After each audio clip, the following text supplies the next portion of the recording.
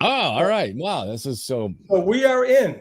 old guys learning something new. That's a video in itself. I'm telling you, it's amazing. Technology, truly, Kevin, is amazing. So, Well, now that we know, we shouldn't have this problem again. Okay, good. I'm in the show. I can see myself. Everyone can see you here. We have a few people here. I'm going to check in chat to see. Can you guys hear us, see us? Tom? I don't know. They're not saying anything. So let's see.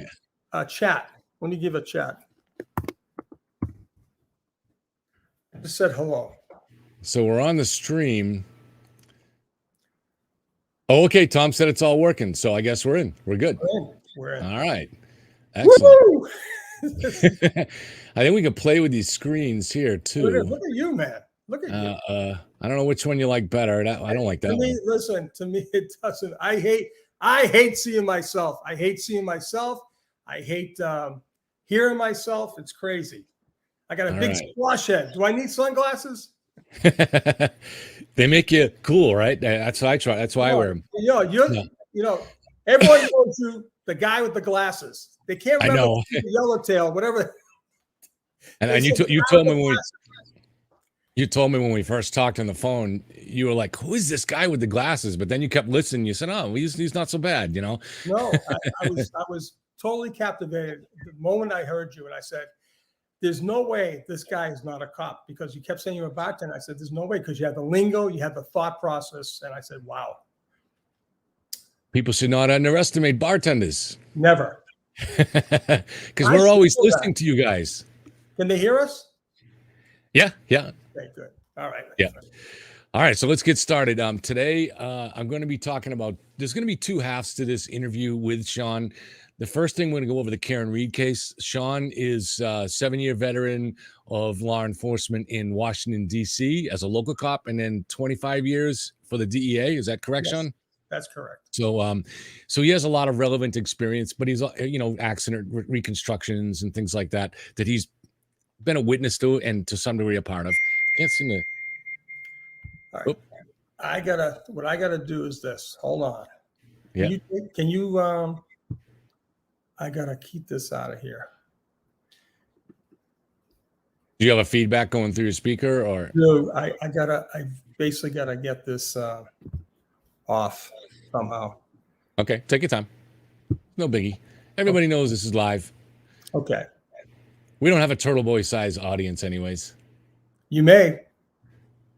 No, that's okay. We're happy being small and having fun. We want to be a little bigger, but we don't right now. I guess he's invading Canton with an army.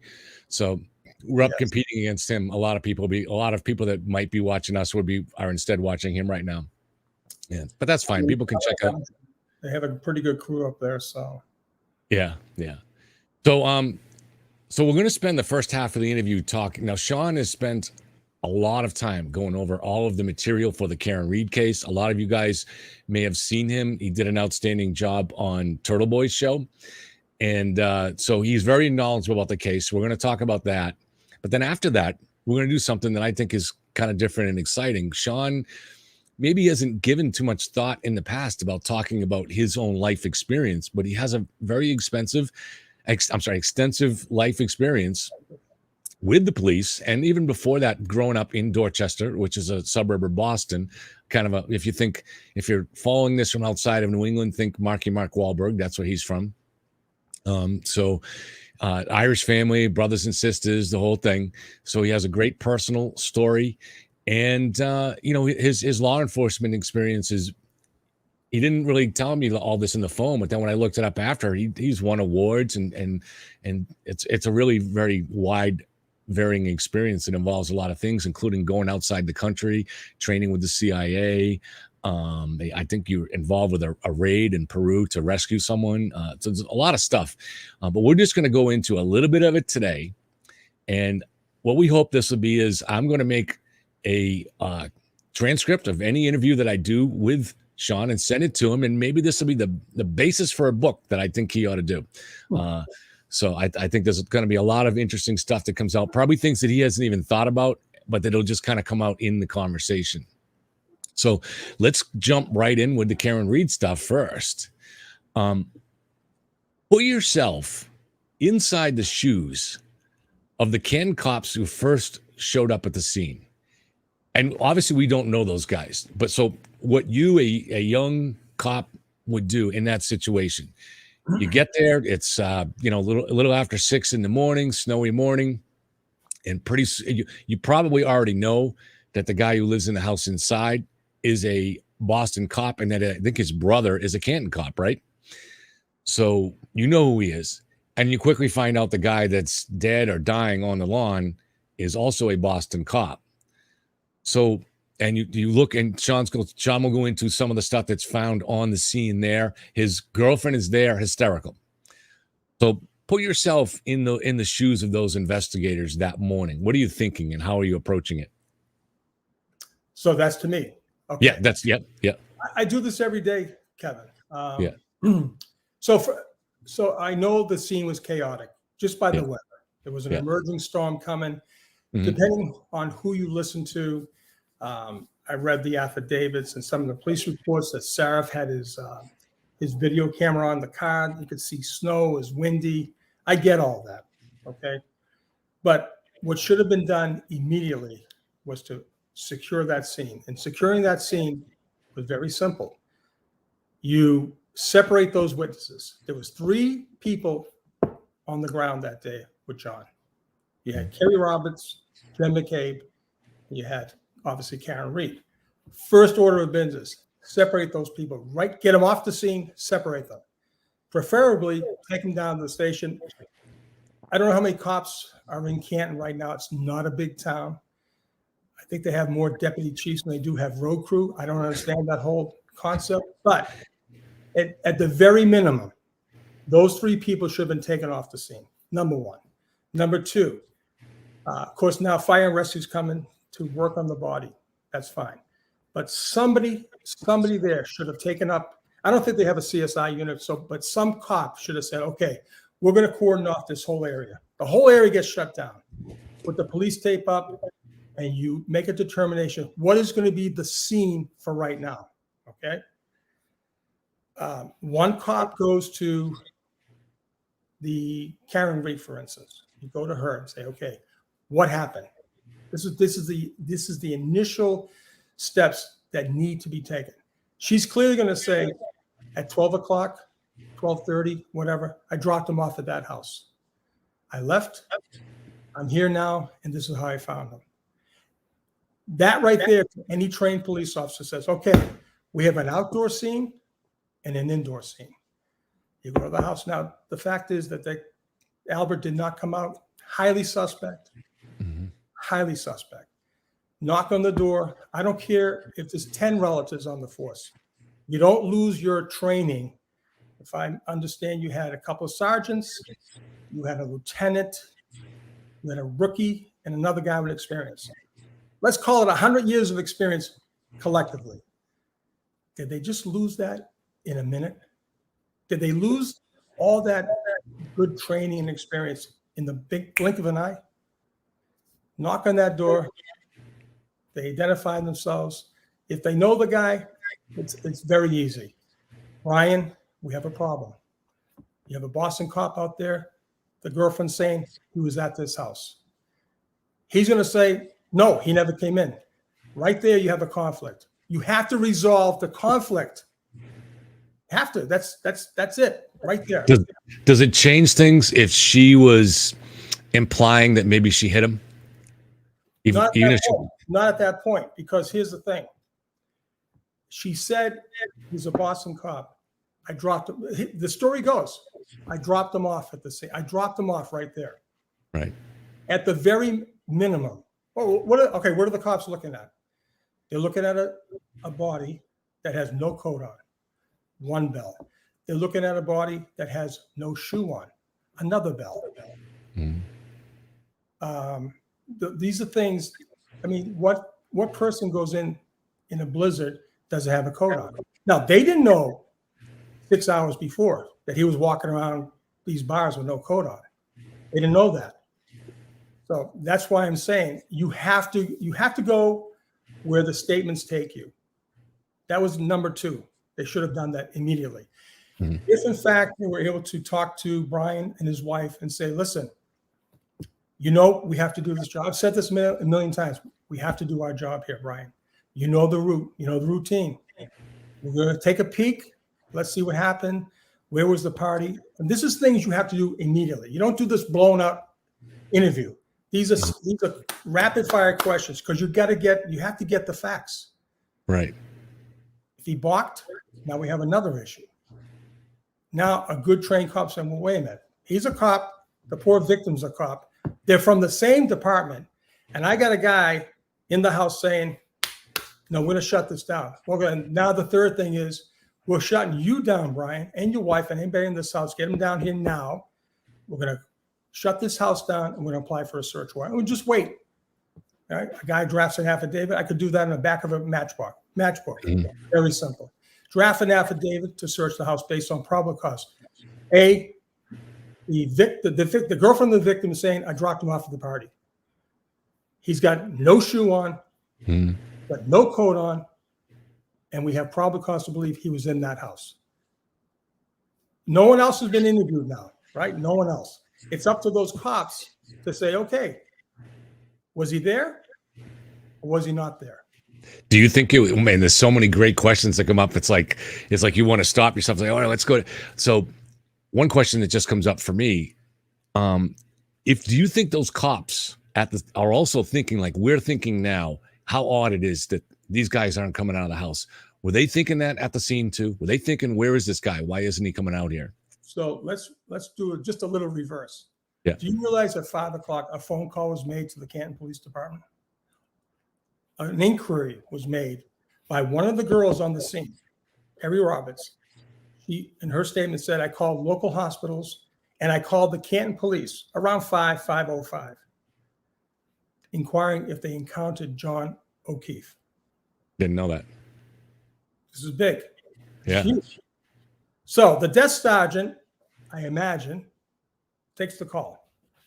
She clearly must say the buzzword, he's a Boston cop. He's missing. Yeah. Now, I don't have any knowledge of that call. I just looked at her statement. What was done an hour before that call? Yeah, I mean, you would think they'd go searching the house, right? Or I mean, just at least driving by. Searching somewhere. Yeah. Searching somewhere. This is. I mean, this gets problematic.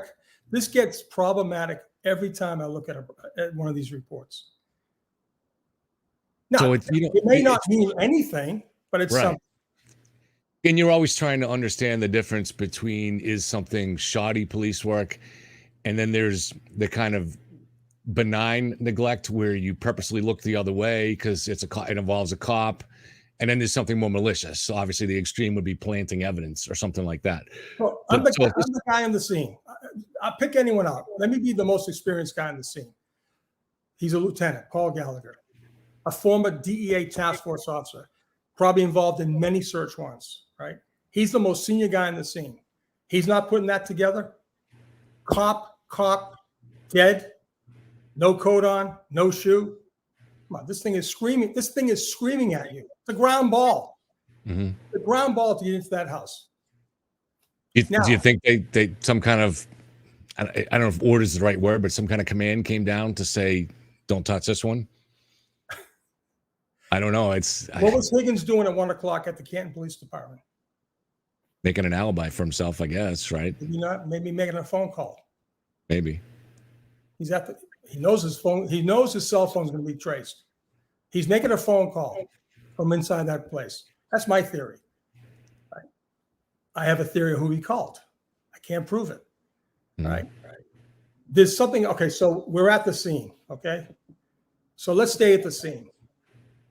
You have another cop go to Jen McCabe. What's your story? Well, see, if you read all the reports, and I put this in a blog, not a blog, one of those Facebook groups. Why does every report talk more about C.F. McCarthy's and the Waterfall Bar? I call it the kisses and drinks reports. They tell you how many kisses were made and how many drinks were drank that night. It's almost like, all right, don't look here. Do not look at 34. Do not look at 34 Fairview. Yeah. The crime scene is here, right at 34. Why are you directing all your statements? State, I interviewed so and so, and she tells us, and he tells us, we all met up to Fairview at the Waterfall Bar. Tell me what happened right there. Tell me what happened. Well, I was inside the party, and John and Karen were supposed to meet us, but John never came in. That's where you start. You don't start way back talking about kisses and drinks. Why were these cops? Why at that minute, at that moment, why were these cops? I call it a target-based investigation. They had their target. They just had to give an atmosphere away from the scene to show where their target went wrong. Okay?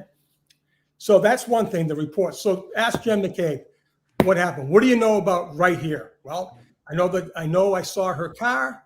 I know I made text to John, come on in, back up, pull behind me, whatever you want to say.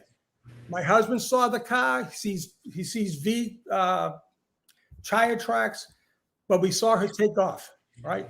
But no one sees the ghost. Nobody sees the ghost.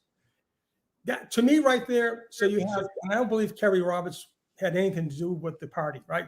So you have Karen, who's in the house. Jen, he's not in the house. Well, right there, you have a conflict.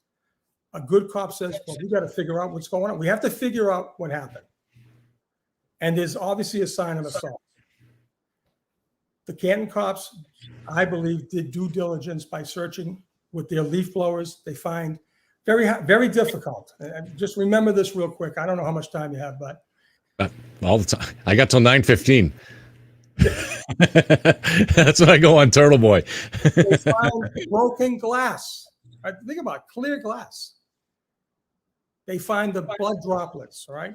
Somebody was doing their job. I'm not sure if the officer collected all that, but they were thinking, okay, there was some kind of physical assault here. Yep. That was the working theory. And that's the only reason you collect that blood. Right. We talked about this, and you and I are in complete agreement. It was not a hit and run at that moment. I don't care what time it was, 6:30, 6:15. Someone on that department said, okay, she may be saying I hit him. Oh, yeah, I hit him. I physically hit him. Yeah. Because that's how the body ended up at the hospital. When the intake came in, this was a domestic assault. Keep that in mind. That was a domestic assault. All right, so Kerry basically, she's not really a part of it, I don't believe. She's just, whatever. So you have Jen on one side, you have Karen on the other side. That's a standoff, right? Cops have to determine what the truth is. You have two conflicting statements. He's in, he's not in. Let's find out what happened. And I believe, and I wrote an open letter to Brian. I said, I think the cops did you a disservice. I said, had you volunteered to let them in and check downstairs or whatever to show there was no nefarious things that happened that night.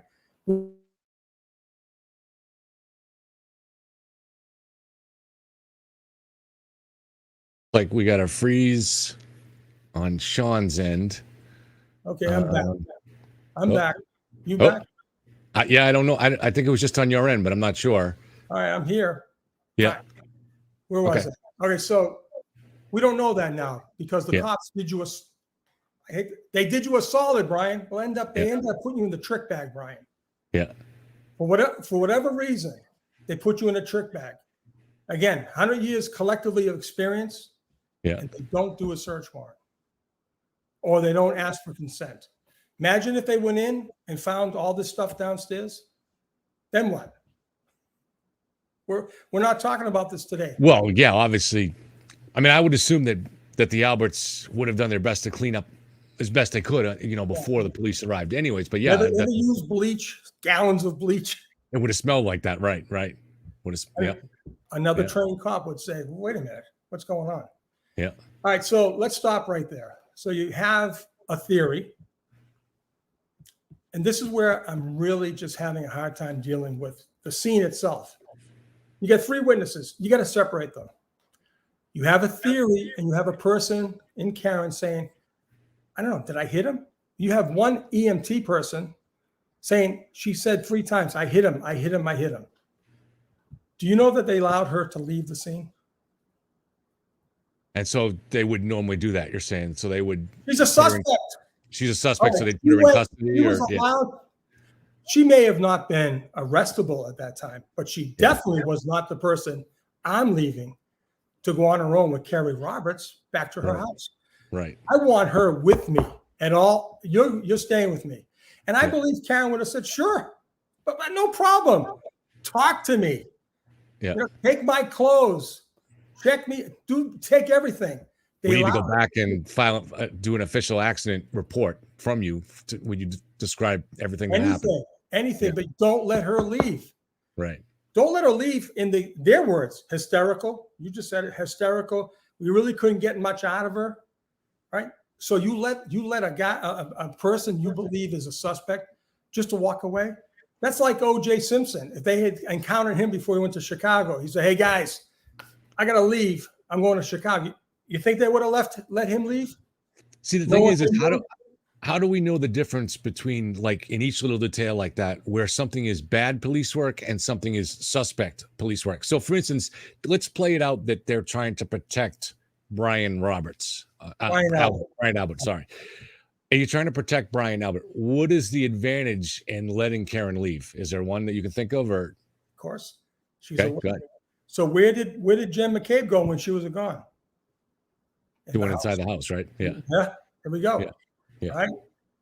Something was said to the group of people in that house to say, okay, we're working this as a domestic assault.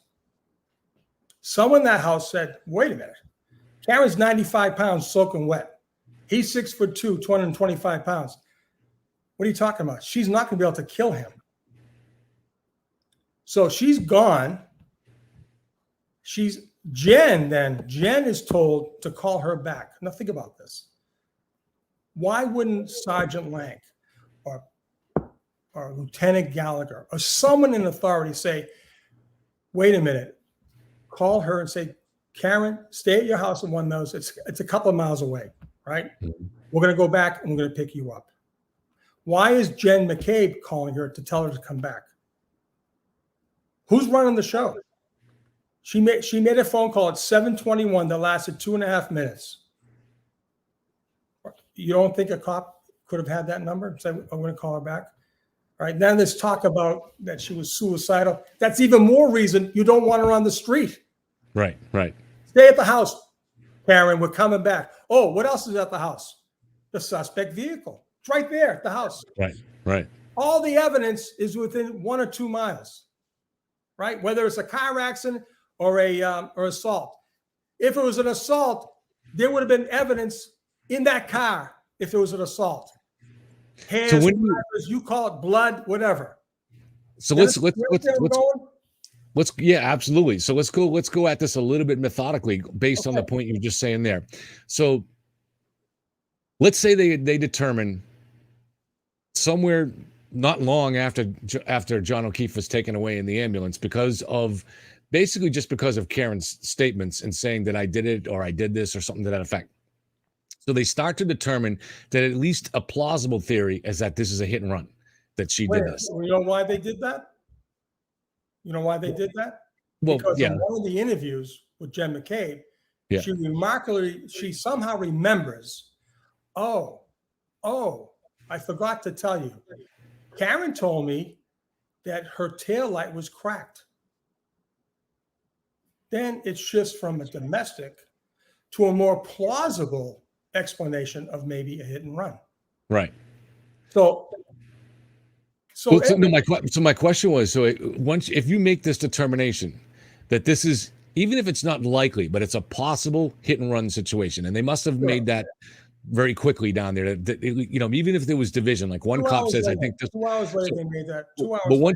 But once you start thinking along those lines, right. So within probably, like I said, within 5 minutes, 2 hours. 2 hours. Isn't your first order of business to get a look at the hit and run car? Absolutely. So she comes back. They section 12 her. Yeah. Now she's way out of this. She's off the planet now. They can do whatever they want. Yeah. The car is still sitting at One Meadows. And as far as we know, they made no effort to go visit it, right, and take a look at it. From what I understand, reading this horrendous affidavit and reports, Proctor doesn't get on the scene to do an official part of his investigation till 11:15, 11:30. So where was he between 6:38, where I guess a call was made to hand this off to the state police? Where was this guy who lives down the street until 11:15? But why wouldn't the Canton police? So at what point was it passed on to the state police? My understanding, some kind of rule up there is that when a death does occur, and I believe John was pronounced dead at 8:05 in the morning, I think it becomes the responsibility of the state police, right? But I do believe, I've read so much, I do believe some type of notification was made around 6:38. I don't know why that sticks out. I've read so many things, but yeah. All right. But in reading all the state police reports, his first official act was at 11:15, 11:30, interviewing the McCabe's, everyone together. I mean, it seems to me that, well, first of all, the Canton police, even if they know the case is going to be passed on to the state police, they'd want to get out there quickly to take a look at Karen Reed's car, because you have the suspect. When you let her go back to her car, now she can be cleaning things up. We know they found supposedly a hair and I forget, a piece of glass on the bumper, right? So there's evidence that could have been cleaned off by the suspect. So you want to get in there and at least get pictures of it and get an examination of it right away, right? The working theory up to around 10 o'clock was that it was a domestic assault. So Karen, John, domestic, right? So here's the thing. So how'd she do it? She got out of the car. She beat him up. She takes the glass. I don't know what she does. You name whatever you think you want. She did. She sliced him up with the glass, hit him over the head. You name it. Would domestic assault, would that include if she hit him intentionally with the vehicle? Would that include that? No, we're not there yet. Okay. All right. So where's the evidence? All right. This transfer evidence. Yeah. I hit you square in the face. You're going to bleed and that blood splatter comes out, right? Right. You could have transferred it over into the car. What I'm saying is, you're right. That car was another sitting crime scene on both theories. And it was right there in their grasp. Right. And we all know where it ended up. It ended up in Dighton, 12 hours later, which that's crazy. It's crazy police work. It doesn't make sense. Right then and there, the Canton cops should have went right down to Meadows. They had her at the house. All she was doing was calm down and change her clothes. Don't change your clothes. Take the clothes. There was transfer of evidence. I don't know what clothes. Did she have the clothes on? Right.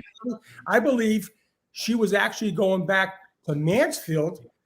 If John came home when he said he was going, because she had to be somewhere at Mansfield, I believe. All right. She wasn't going to stay over.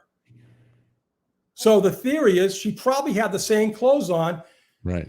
During the domestic assault. This is crazy police work, Kevin. I'm telling you. Yeah. So it's all right. So it's 6:20.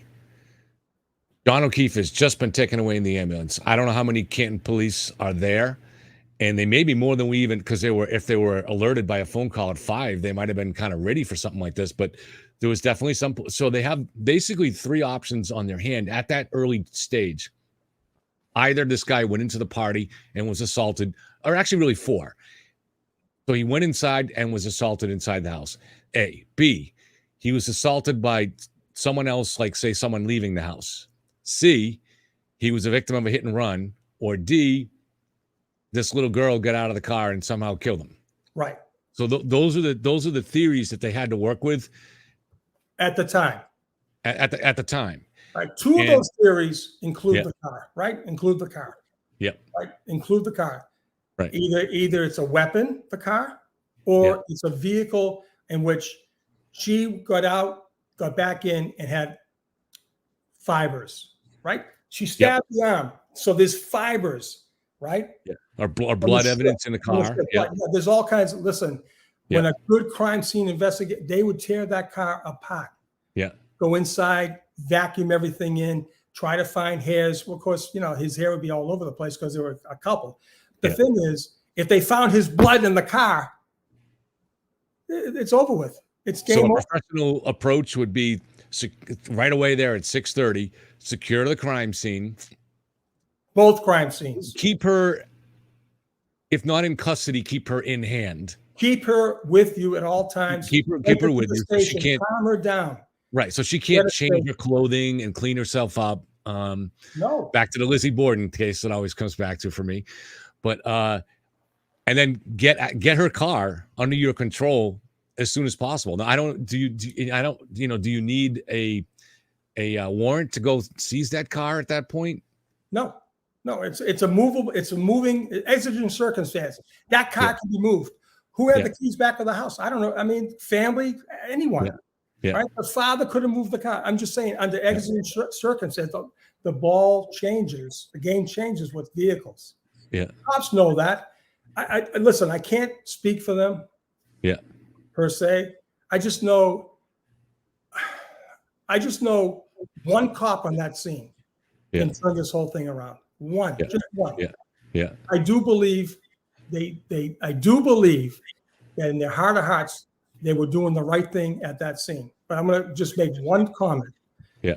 I don't care how much snow was there, 2, 3, 4 inches. Yeah. They're blowing the snow with leaf blowers, right? I put a statement out in one of these Facebook groups, right? What would be more apt to be missed during a search?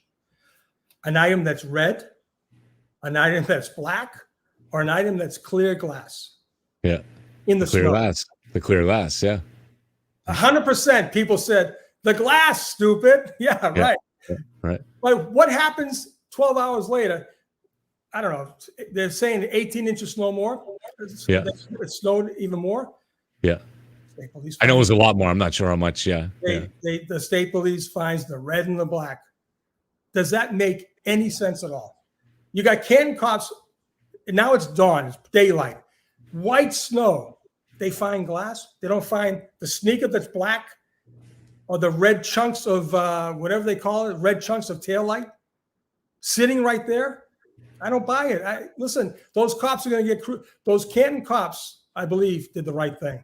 Those Canton cops can never survive cross-examination because the state police is going to point at them. You know this is set up for a huge pointing back and forth.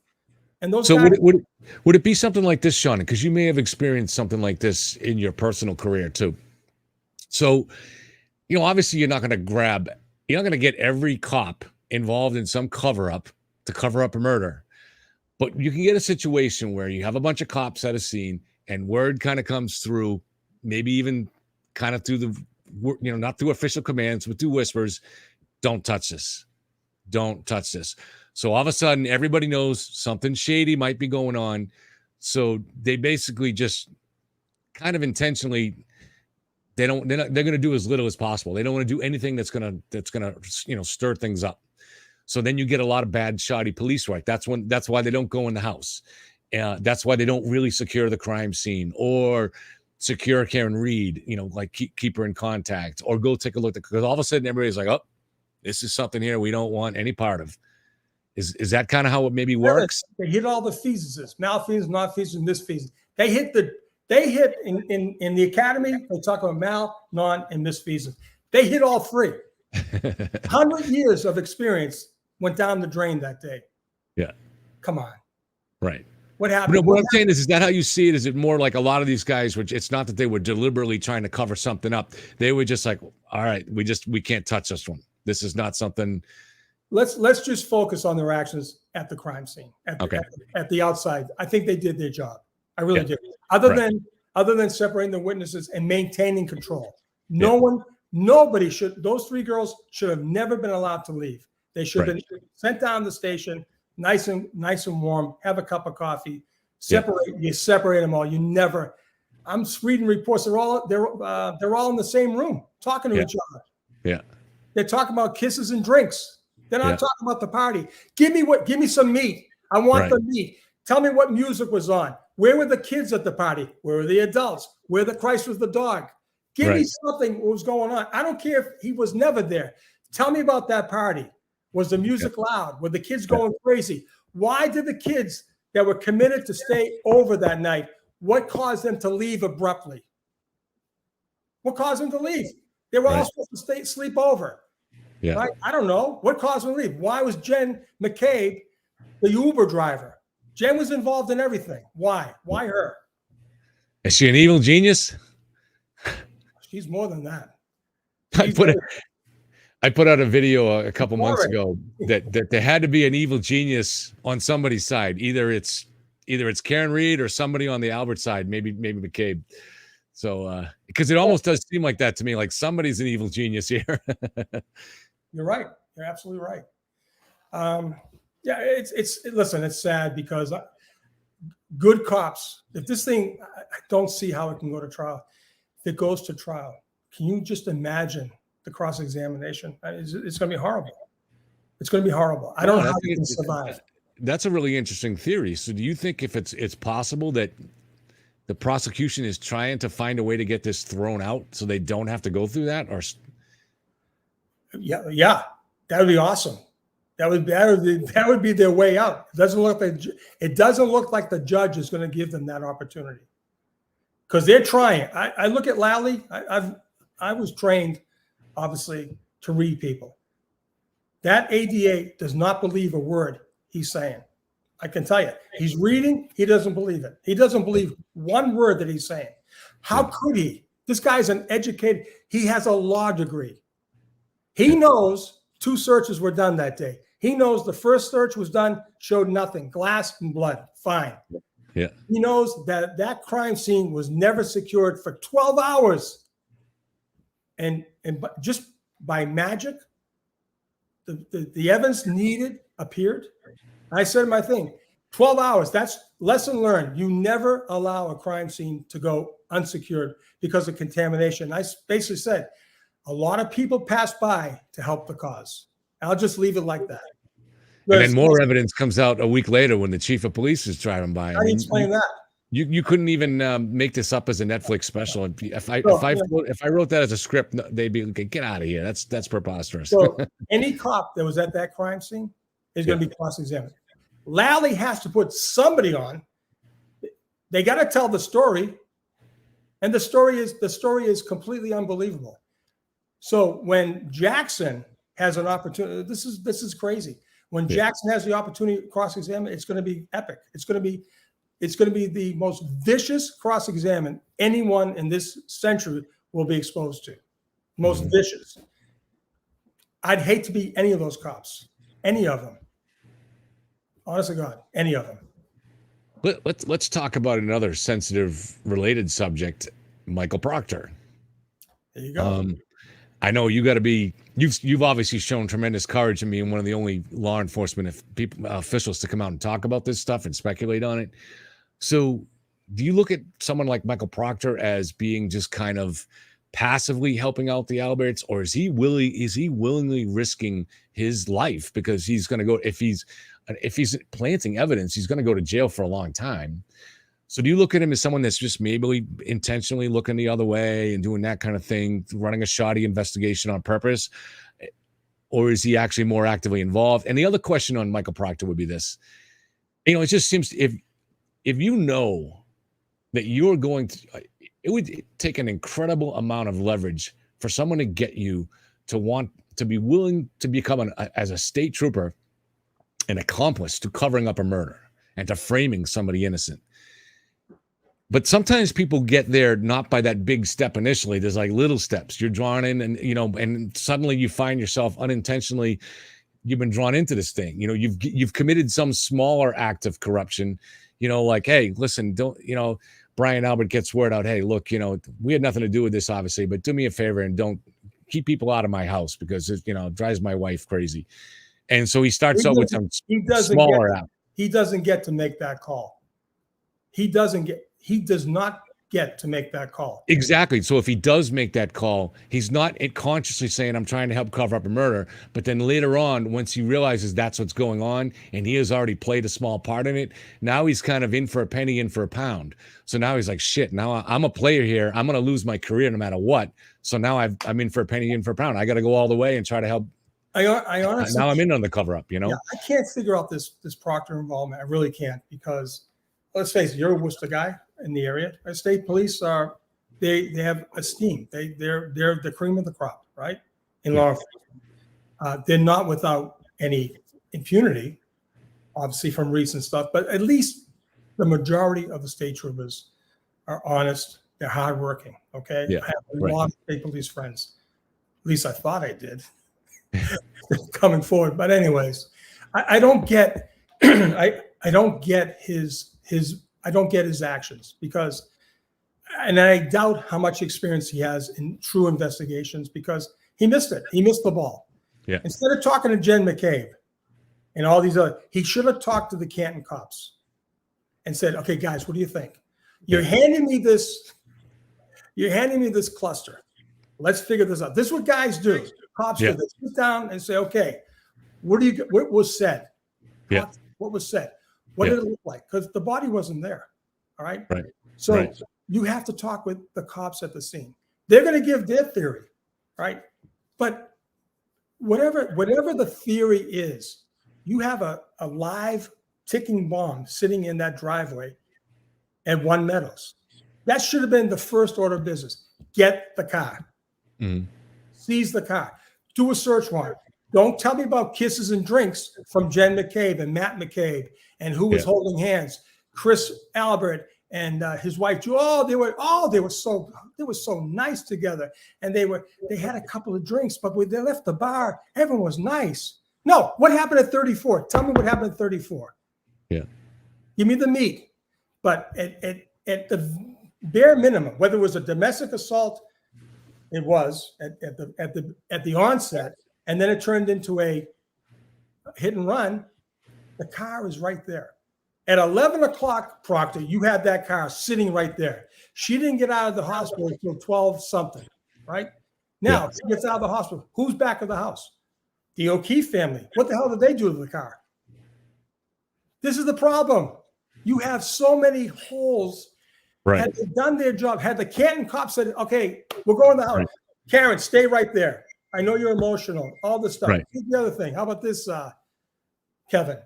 And they obviously didn't even get like a pic, even if they had gotten a picture of the taillight before someone possibly had a chance to mess with it. Kevin, they're saying they called it back to the scene because there was some kind of phone call made. I don't know I don't even know if it's true, but she's suicidal. Yeah. Imagine if I don't believe she was. Imagine she was, and she took Kerry Roberts' car steering wheel, ran off the road, killed each other. Yeah. Right. Imagine that, Sue. This is why you don't let civilians handle a murder investigation. This guy was dead. Listen, I don't care what you said. The guy was dead right there. There's some kind of law, thermal, I don't know what it's called. You have to be at a certain temperature before a doctor can officially. Right. You're not breathing, and you're out for 6 hours. You're dead. So when he left, they knew it was going to be a murder investigation. Yeah, I mean, he's dead. Exactly. He's not breathing. He's not I don't know if it's Seraph, unresponsive, not breathing. Yeah. Come on. I mean, so can you imagine a motive? David Blaine. Can you imagine a motive for Michael Proctor? I mean, despite a lot of what's said, I've not seen any indications of really strong connections. It's more like a 6 degrees to Kevin Bacon kind of thing between the Alberts and Proctor. It's a dead cop. And I've thought about that. It's a dead cop. Yeah. Boston cops have to be calling over to Canton. Canton and Boston cops are calling the state police. We got to close this up. We have to do it fast. Take care of this. What do they have? They have a hysterical girlfriend saying, Did I hit him? Could I kill him? Did I kill him?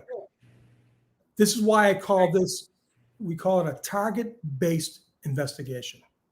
They got the target. They got incriminating quasi utterances that tend to show that she may have done something to him. Now let's go find the evidence. Canton, what do you have? Well, we got blood drops and we got glass. Well, that doesn't work because that means she'd have to beat up on him and she'd have to kill him with her own bare hands. Yeah. Well, how about this? We'll come back 12 hours later. We'll come back 12 hours later, and we'll make this all fit together. And why would they even ever go down that road? Like you're saying that they, for a few hours, considered this a likely domestic dispute thing. I know they did. I know they did. So, I mean, it's hard to imagine how you even end up down that road, because I could see, at least in theory, the hit and run thing, right? Right. Especially if it's based on, Karen, what her statements were at the scene. But the domestic, is that based on the fact that you found a broken cocktail glass there? You think this little 95-pound girl killed a 6'2" trained police officer? This is. I mean, what's more like, if you think if he was killed because of an attack, it's obviously way more likely that that's from a man that came from that house. That's true. But okay, so you do an investigation. Right. Don't arrest her. She was going nowhere. She obviously passed the Section 12 test. I mean, they let her out. What's it, usually 72 hours up there? I don't know. Down here, it's called the Baker Act. She clearly passed it. She was an emotional, hysterical woman. She's looking at the person that she loves. He's dead. The last time she saw him, according to her, his back is to her walking in the house. Right. The next thing, he's on the ground. Yeah. Dead. I mean, anyone would be. You and I would. I mean, God, here's the person you love. My God. I mean, that's not a reason of Section 12. I think that's a normal reaction. Right. Section 12. And even if she's entertaining at that point, the idea that she might have accidentally done it, you're horrified by that too. That's going to make you, I mean, you're thinking this might have ruined my life. You're thinking I might be responsible for, my boyfriend's death. I mean, so all of those things would take her to the station, keep her there, bring Proctor in. Proctor, that should have been the first person Proctor talked to. Yeah. Get her locked into her statement. You get her locked in. Now you go to Jen and company. Now you say, okay, you don't tell them what she said, but at least you lock in Karen Reed. You lock her in. Right. She can't get out of it. Now you go to Jen. Jen has like there's 5 different reports with Jen McCabe, and they're all saying different things. All of them say different things. That's the problem when you don't do it together. You don't do it consistently together. You basically isolate her, you question her, you say, okay, and that's it. You get the whole story out. She's interviewed 3 or 4 times, and she's saying different things all the time. All right, so in a minute, I want to switch over. We can always come back and do more on Karen Reed on another time, but I do want to switch into the autobiography. I lost you. Hello? I don't have you. Kev?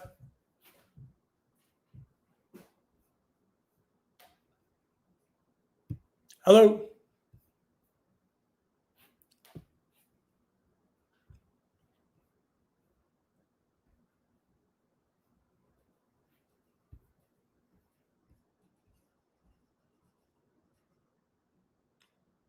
Hello?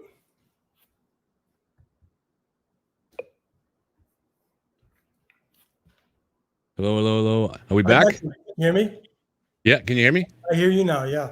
I don't know what happened. Some kind of... Because something must have come loose. Something came loose in my mic or something. Okay, that's fine. Anyways, I want to, in a minute, just kind of get to the second part of the interview, where the autobiographical part, where we talked to Sean about some of his career. But we're going to come back to the Karen Reed, I think, in a future conversation, because there's obviously going to be, there's so much we didn't cover today, and there's going to be more that happens. But is there anything else that, I know a lot of people really appreciate your opinion on this, because you did such a great job on the Turtle interview. So is there anything else that I forgot, or anything else you really want to emphasize right now? Yeah, one last thing. I do believe Ryan Nagel is the key witness. Okay. He takes her down from Cedar Crest down to 34 Fairview. Yeah. He doesn't see anything that the state says happened. I don't care how many black boxes they have. He doesn't see any backing up. He doesn't see John get out of the car. He doesn't see anybody getting stabbed. He doesn't see anyone getting run over. Yeah. He sees her in the car when he passes by. She's 10-2. The dome lights on. No John. He's a key. But he seems to have left several minutes before Okay. Although it's strange that he didn't see John, though. So here's the thing. He's coming down. He is like, he's surveilling her, right? Yeah. He's going down the road. I don't care how far. 30 from Cedar Crest to 34 is not that far. Right. He could literally stay up at the top of Cedar Crest and have a great view of where her car was. It's nighttime. Right. The brake lights, the back. He didn't see any reverse lights coming on. He saw brake lights. No, but he might have left by then. By the time she when he left, John wasn't in the car. Where was John? Well, that's the odd part about it, is that he testified that he saw her sitting in the car with her, hands like this, alone. Alone. So that's a hard thing to explain. I mean, the most likely explanation for that is that he was in the house, but yeah. Well, here's the thing. He's coming down. He's coming down. He's texting his sister. Mm-hmm. John has no coat on. It's 13, 14 degrees. He's not going to walk like I do here at 95 degrees. He's going to go in that house. The girl's coming out, right? She's going to go see her brother. Yeah. This fight happened as quick as within minutes it happened. So she would have obviously missed the whole thing. So Nagel's a big thing. And the last thing is the Colin Albert part of this whole thing. Nobody can tell anyone how Colin Albert got there, nor how they get him out of the house. No one knows how he went. As a matter of fact, you would think the troopers would have asked Chris and Julie, by the way, where was your son that night? Where did he go? What time did he get home? How did he get home? Because he is a kid, right? He's 18. Yeah. He's not a legal adult yet, right? Coincidentally, last thing, I know there's a lot of stuff. The Canton Library video. Yeah. Okay, we're calling where the Alberts live. The Canton Library faces a storefront, and behind there are condos. Yeah. That's where the Alberts live, those Alberts. That's also the route that Jen. Why didn't they take video of Jen to corroborate her story? She says, I drove they could have had videos of her just to corroborate her story. There's no video. Anyway, that's the last thing I'll leave. Yeah, the whole surveillance video. I mean, I did a video on that too, and it's just, now it may be that some of these things would ultimately be explained in a trial. We're not having the trial now. We're getting a little bit of the defense side of the trial because they're injecting it through Turtle Boy. But yeah, I mean, it's even Lally didn't really seem to try to explain why there's a gap in the video. I mean, the defense described it as a gap in the video where that doesn't show her Karen Reed when she's driving back to John O'Keefe's. And Lally's just like, hey, you got the same video we did. We can't explain it. So that's just kind of weird to me. Though. There are other videos out there. They just didn't do their job. Yeah, there must have been videos everywhere. And I think Turtle Boy did a good job driving through that area and showing you got a T station here and you got, How can the Mass State Police, their CARS unit, recreate that backing up? How can they do it? They didn't even go to the scene to take measurements. The CERT team took measurements with the evidence. Yeah. The cars are up at the cellular. And the last thing is, if the Canton police were given, they gave the case off, right? Yeah. They didn't want any part of it because of conflicts. Let's talk conflicts or whatever. Why did the car end up back in Canton? That I don't know. I mean, I've seen that same, but I don't know enough about how police handle things to know that. The state police have about 4 barracks. Yeah, yeah. One within miles, like a couple miles of Dighton. Right. Why go back to Canton? What did Canton possess that the state police lot in Middleborough didn't have? Yeah. Or Milton or whatever. Right, right. Too many questions, too many unanswered questions, a lot of holes. It's going to be a hell of a trial.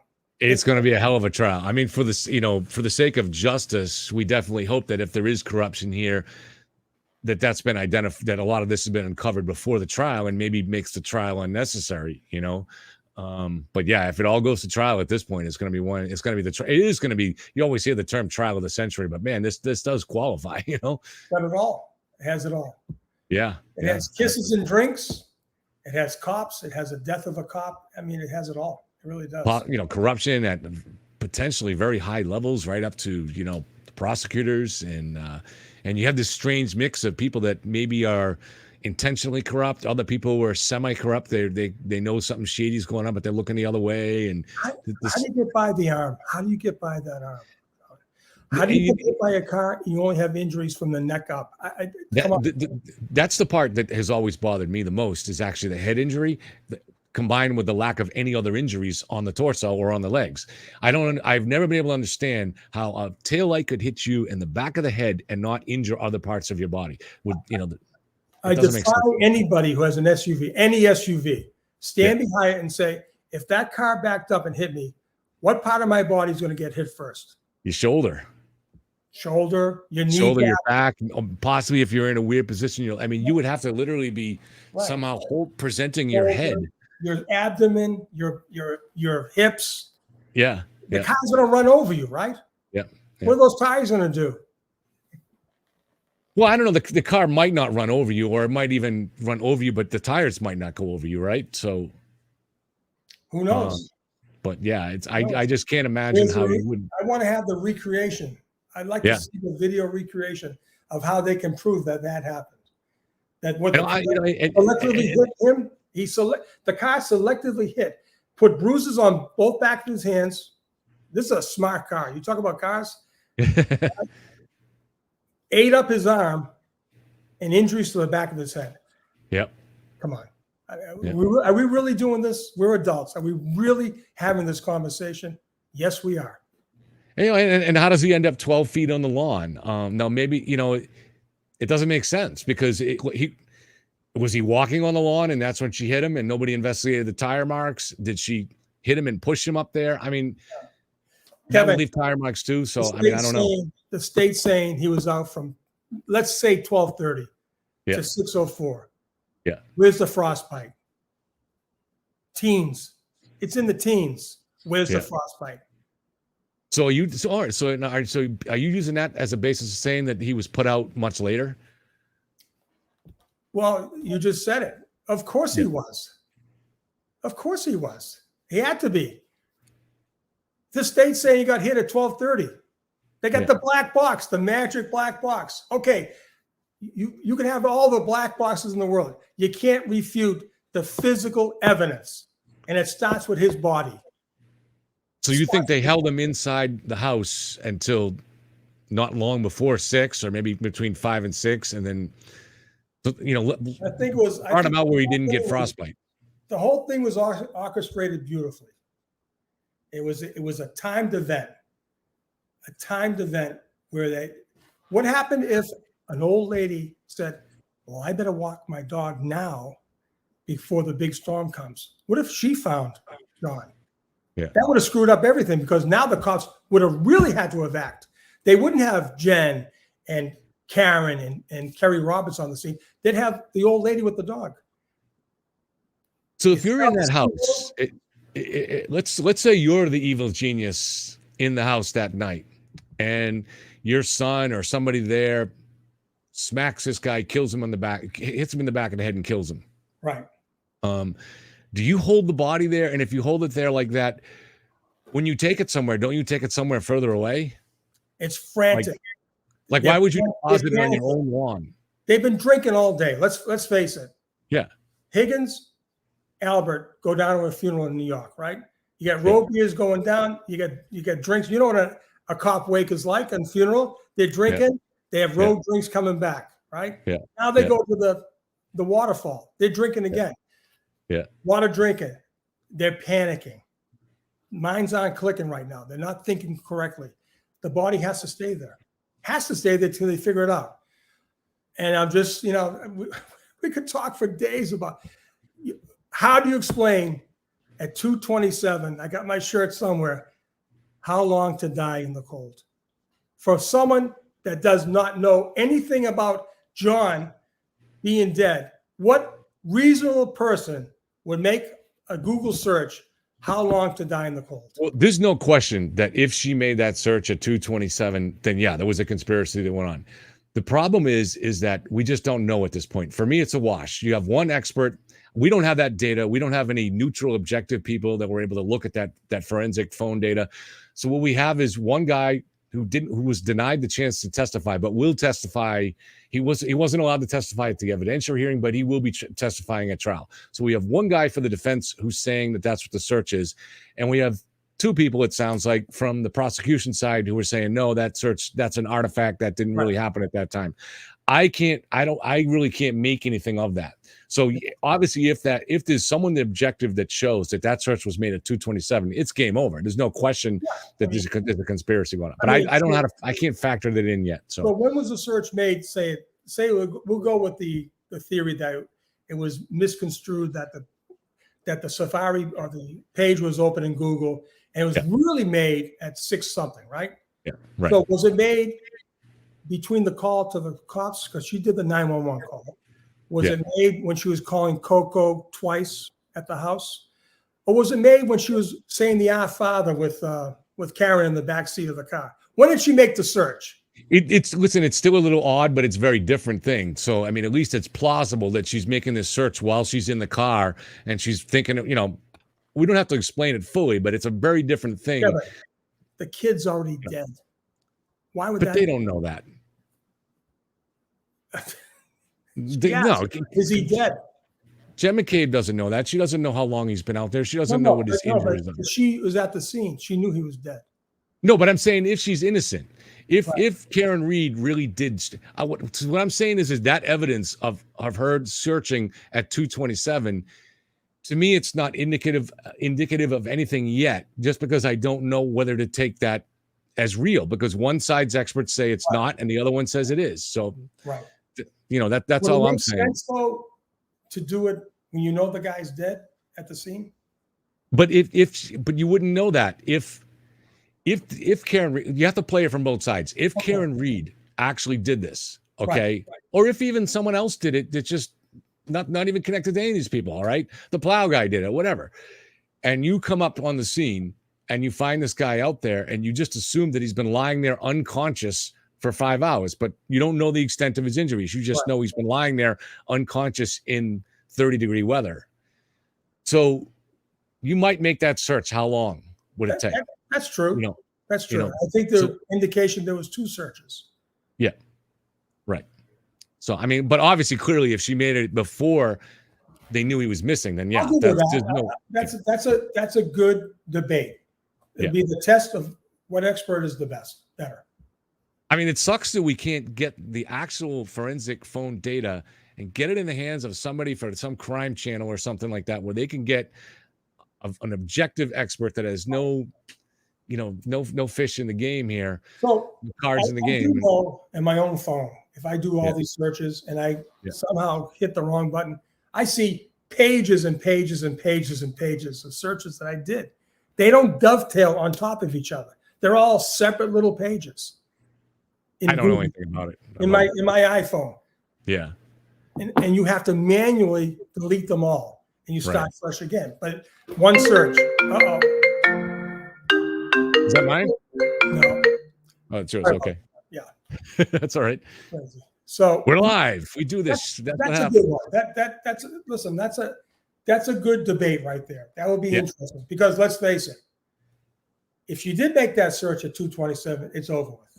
Oh, absolutely. Absolutely. And, there's a lot of, and same with there's a lot of aspects of the forensic data. So if that health app is conclusive that John went into the house, or even went up to the house, that looks pretty conclusive that he went into the house, but we have to have another. If there's any saliva on any of the toxicology reports or any of the reports on his arm that comes back, if there's any transfer of dog hair on his clothes, it's over with. Did they do that toxicology report? Well, they have. That's when you're running a starting investigation. They do the tissue. They do tissue work. They do all that stuff. Let's face it. If the medical examiner is saying that it came from the car, right?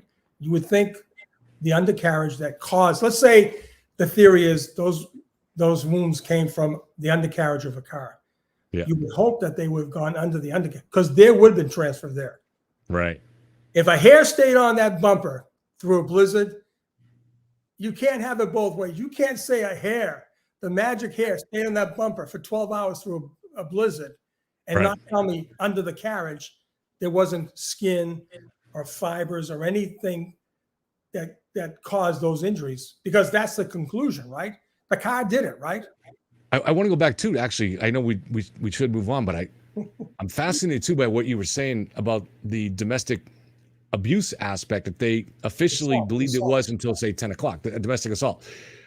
So if that's the case, I don't know what time the medical examiner looked at the body, but wouldn't she have been looking for signs of injuries related to that very assault? Okay.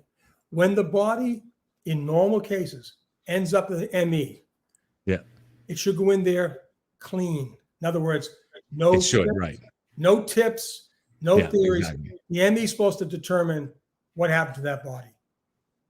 You're not supposed to say, "Hey, doctor, this guy got hit by a car. Yeah, go do your thing." But from your experience, is that how it is in the real world? Absolutely. It is okay.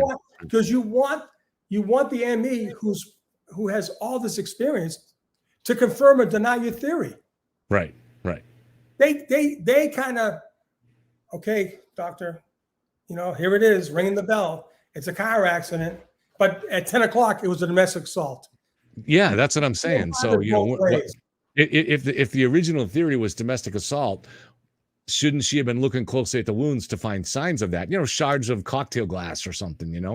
Anything, any jagged edges, anything that mirrors what you would suspect. She's a medical examiner. She has pathology training. Yeah.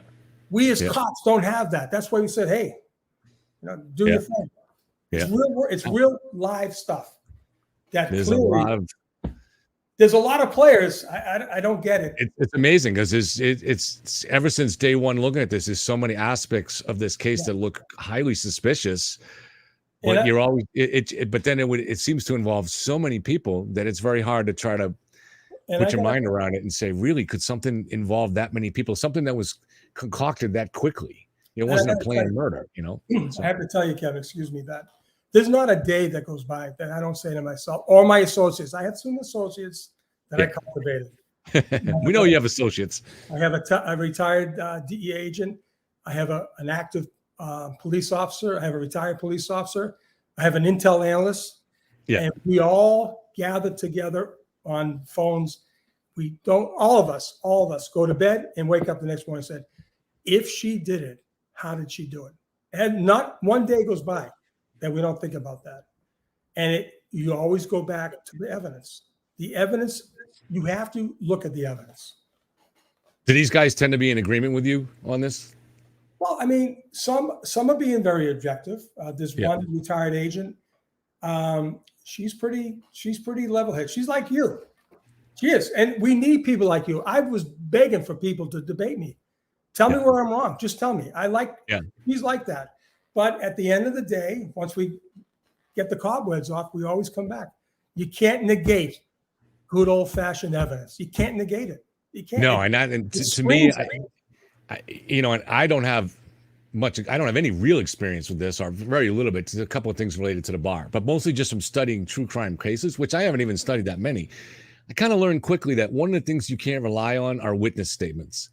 Unless it's a witness statement that's backed up by physical evidence, I look at these with a lot of skepticism. And it's not always, I'm not talking about lying. I'm talking about people that just make mistakes or start to imagine something that happened and buy into it. So I always want to look at the physical evidence, the injuries, the forensic data, which is hard for us to analyze. We need the experts to do it. But yeah, those are the things that matter the most to me. And dovetailing that's why it was crucial. Those three witnesses had to be separated and interviewed. Yeah. Yeah. Okay, the theory is a domestic assault. It happened with you at the crime scene. Right. That car should have been seized immediately. Yep. Not talk about kisses and drinks. This is crazy. Right. I mean, if some guy is driving his car down the road, and the theory is that he gets in an argument with a 12-year-old girl or whatever, he takes this 12-year-old girl and slices her up because he's a murderer, right? And then he takes off. You're gonna want, like, say, Brian Kohlberg in Albert and in Idaho. You're gonna try to get that car as soon as you can and examine it for blood evidence, DNA evidence, all that stuff. It's movable. Yeah. Evidence can be destroyed. Yeah. I mean, listen. I know that from back channels that Karen was definitely agreeable, cooperative. Mm-hmm. She didn't even know she was a suspect. Oh, of course not. Yeah. And she had, and if she is innocent, she definitely had no idea that Jen McCabe was part of a conspiracy against her. She would have no reason to suspect that in those early days. Well, you go back to what you said about where they keep the body. Of course, they kept the body there. They didn't know what to do. That just seems amazing to me. This is the travesty. Those phone calls are the key. Who called whom at what time? Yeah. But the flip end of that is, if there is a federal investigation, they have those calls. Guarantee it. Take it to the bank. They got those calls. They got the calls. My theory had long been that I proposed was that now we know that McCabe called O'Keefe at 12:29 and he picked up the phone, or the phone connected. The call connected for 8 seconds and then disconnected. Right. We know that John's phone stopped moving at 12:31. Right. Okay. We know that McCabe texted him at 12:32 and at 12:40 and then finally at 12:45. Right. Exactly. Okay. So, and we know that Karen Reed got home at 12:41. We know that with accuracy. Okay. Yeah. So when I look at that, I say, all right, so this was a scenario that I couldn't envision. John is killed inside the house, all right, say around 12:28. And somebody that knows what they're doing, the evil genius inside the house, takes McCabe's phone from her, knowing that she's been the one in contact, calls O'Keefe in order to locate the phone. Maybe it came out in the fight, or maybe they're just not sure what pocket it's in, right? And when they pull it out, they accidentally hit accept on the call. So now they're connected, and it takes them 8 seconds to figure that out, and they disconnect. All right. Now these guys are smart enough to know that phone is being tracked and blah blah blah. So they look outside the window and they see Karen Reed is still sitting there in her SUV. She's sitting there like this, okay? And so they take the phone, knowing that phone is going to be a problem because the cell towers are pinging it every couple of minutes. And they take that phone and they throw it out into the yard next to the SUV. Then a minute or two later, Karen drives off, which fits the timing. That's about roughly when she would drive off to go home. Now they carry the body out to the yard. They got to find the phone in the snow. And what do? You text it and it lights up inside the snow. So they take the body over and they just drop it on the phone back in the house. Sure. And then the other texts that would come, say at 12:40 and at 12:45, are just either Jen McCabe or someone using her phone trying to cover her ass. Sure. I don't know. How does that sound? Does that sound plausible? Or it all sounds plausible. What's even crazier, you did have plow guys going up and down the street. Yeah. Right? Where the body was found by a flagpole, right next to the flagpole is a fire hydrant. Yeah. Plow guys are extremely cautious around fire hydrants, right? Yeah. Yeah. They're sitting outside. They got the halogen lights. That plow driver either saw or didn't see a body. Right? Right. So it was out there from 12:30. I don't know how many pass-throughs he made. He would have seen something. That thing not a lot. There wasn't a lot of snow at that point. The snow kind of came more the next. So it was probably not a lot. But it looks to me like there's a bush there that does create a little bit of shadow. I'm not sure. But remember, he's sitting up high. Those halogen lights. You ever see a plow? You see a plow coming down. Yeah. They make everything look like daylight. Yeah. You saw Turtle Boy's reenactment of the scene. It was dark, but I could see the body. In my early days of being a bartender, we had a lot of those plow guys come in, and they were all plowed. So I don't know if they still do that anymore, those guys. But so this guy might have been plowed. And I'll just end it. You can keep going, but Sean McCabe, Matt McCabe's brother, entertained me for maybe 3 or 4 nights. Okay. Yeah. And we went back and forth. And I just said, hey, Sean, listen, just go with me on this. Yeah. If my wife called you because you had a party, and she called you saying, did Sean show up? Or where's Sean? Where's Sean? Me. And you knew I wasn't there. What would you tell her? He said, obviously I would say he must be with you because he didn't come here. Right. Why did Jen McCabe hang up? Yeah. Karen calls her. Jen, I'm looking for John. Well, Karen, he's with you, isn't he? I mean, this is real life. This is not rocket science. This is real life. So now, why do you think Sean was willing to engage with you? Is it because he's a true believer, or you know what I'm saying? If anyone is watching this podcast, if Jen McCabe catches the win, it's over with for Sean. He's crazy. Why would he talk to a guy that's against his side? He wouldn't unless he was a true believer. That's what I'm thinking. He said that he thought the cops did bad. I got this all written down. Sure. Cops were bad. He says Karen will probably be acquitted, but in the next breath, but she definitely killed him. Did he mention anything about the federal jury or the FBI being involved or anything? Because he kind of slipped up and did that a little bit with the exchange with Turtle Boy. Yeah. No, not with me. We will, trust me, we went on bizarre conversations, but I mean, it wasn't clear. It wasn't 100%. It's not like he came out to Turtle Boy and said, "Wow, yeah, she's testified in front of a federal." It was kind of a one thing slip up, and he could have been meaning something slightly different. You know, it wasn't exactly clear. But that was the closest thing to confirmation that I've seen. As a federal agent, I'm very sensitive to grand jury stuff. Sure. Yeah. But so you wouldn't ask that. Yeah. When I was on Turtle's podcast or blog, whatever, I mean, he told me that Kevin Reddington gave it up. And I was flabbergasted. I said, why would an officer of the court say that his client was served a grand jury subpoena? And it's funny. I said to Sean McCabe, I said, well, Kevin Reddington did a great job for you guys. He says, quote unquote, the worst decision to ever have as an attorney. Yeah. So anyways, it's fine. All right, so let's jump into this has been great, but as good as that was, I think the autobiography stuff is going to be better, and it's just the start of something that is hopefully getting you to dig deep and tell some of your stories. So without going into the beginning, let's just give us some background, how you got into law enforcement, where you're from, and that kind of stuff. Okay, originally born in Dorchester, moved from Dorchester to Mattapan. And I was about to go to CM my freshman year, but we moved to Canton. So we commuted back and forth to Canton from Mattapan, but I was a freshman in Canton High School. Spent 4 years there, went out to Westfield State University, and I had an opportunity because my next door neighbor in Canton, his son was a sergeant on the U.S. Capitol Police Department. Mm-hmm. In November of '78, I interviewed with the Capitol Police. I was hired.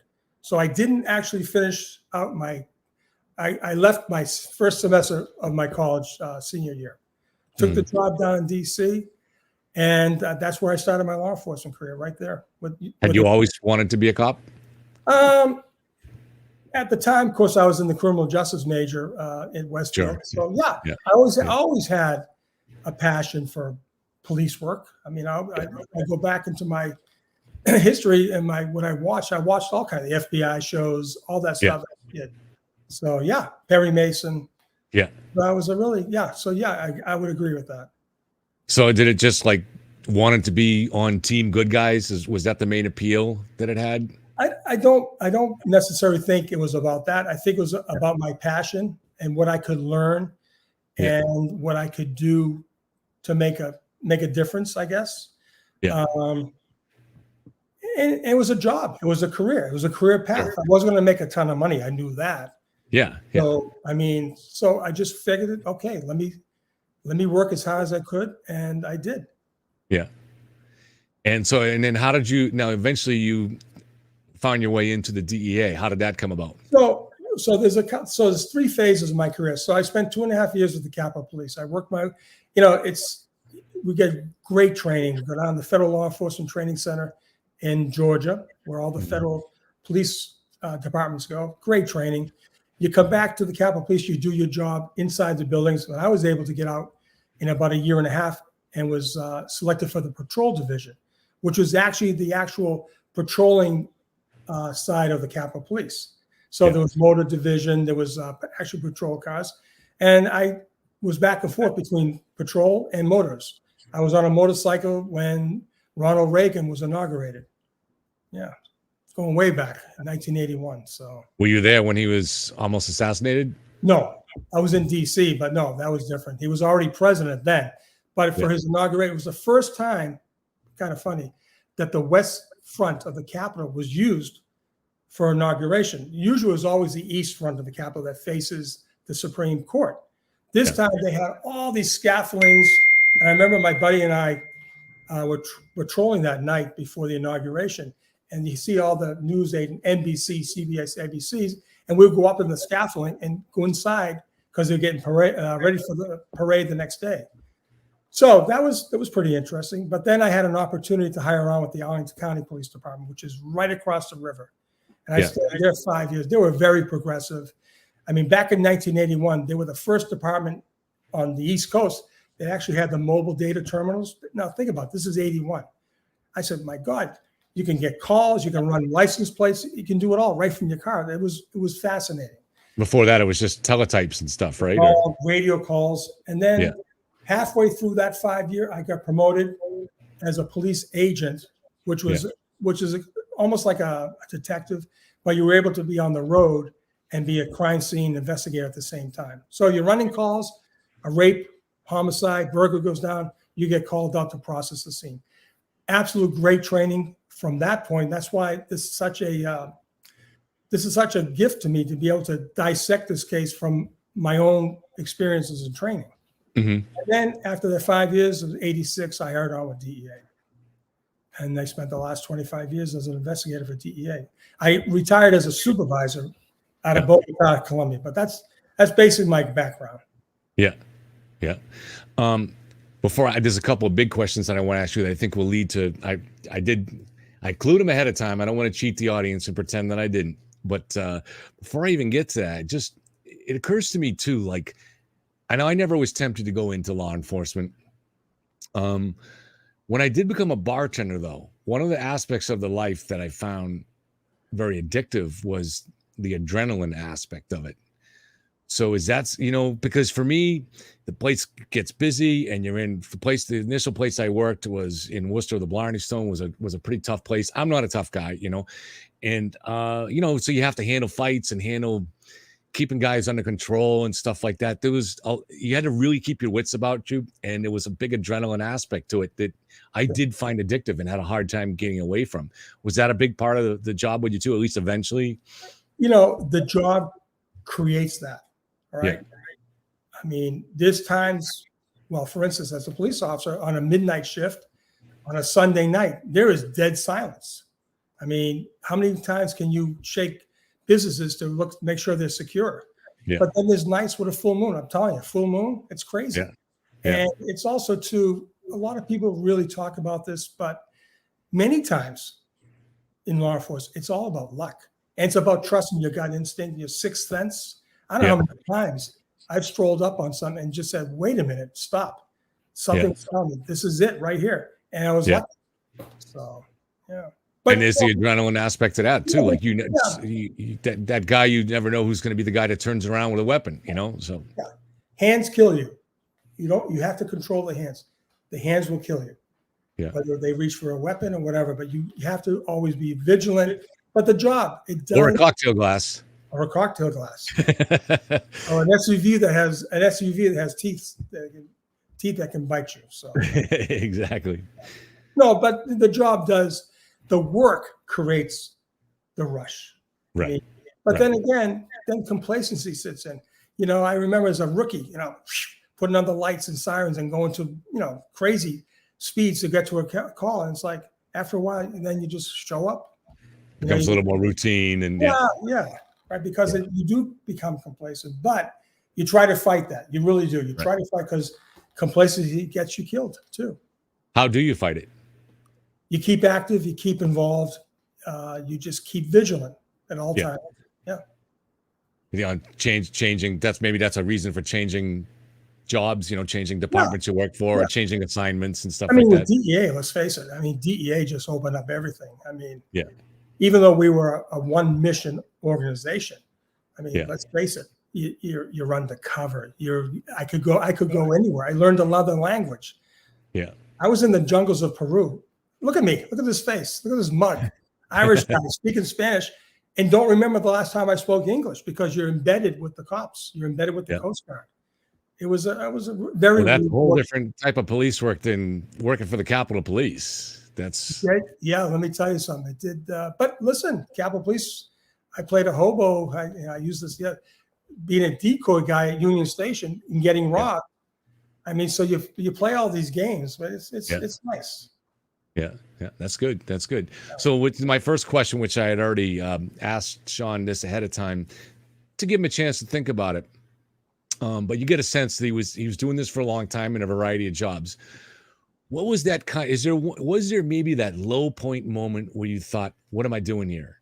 You know, where Michael Proctor maybe has had that moment more recently, like, "What the hell? Why am I here? Why am I in this?" Was there a moment like that? Something that just really made you feel, I got to tell you, that was I stayed up most of the night thinking, that was a very thought-provoking question. And the answer to that is, during my career, no. I was a true believer. You know, you work hard, you play hard. I mean, that's the analogy. You can't take a day off. You gotta be involved. This case made me embarrassed to be a law enforcement officer. This case, the Karen Reed case. Yeah. This case, I said to myself, I'm actually embarrassed. 35 years of being a true believer. This case disturbs me.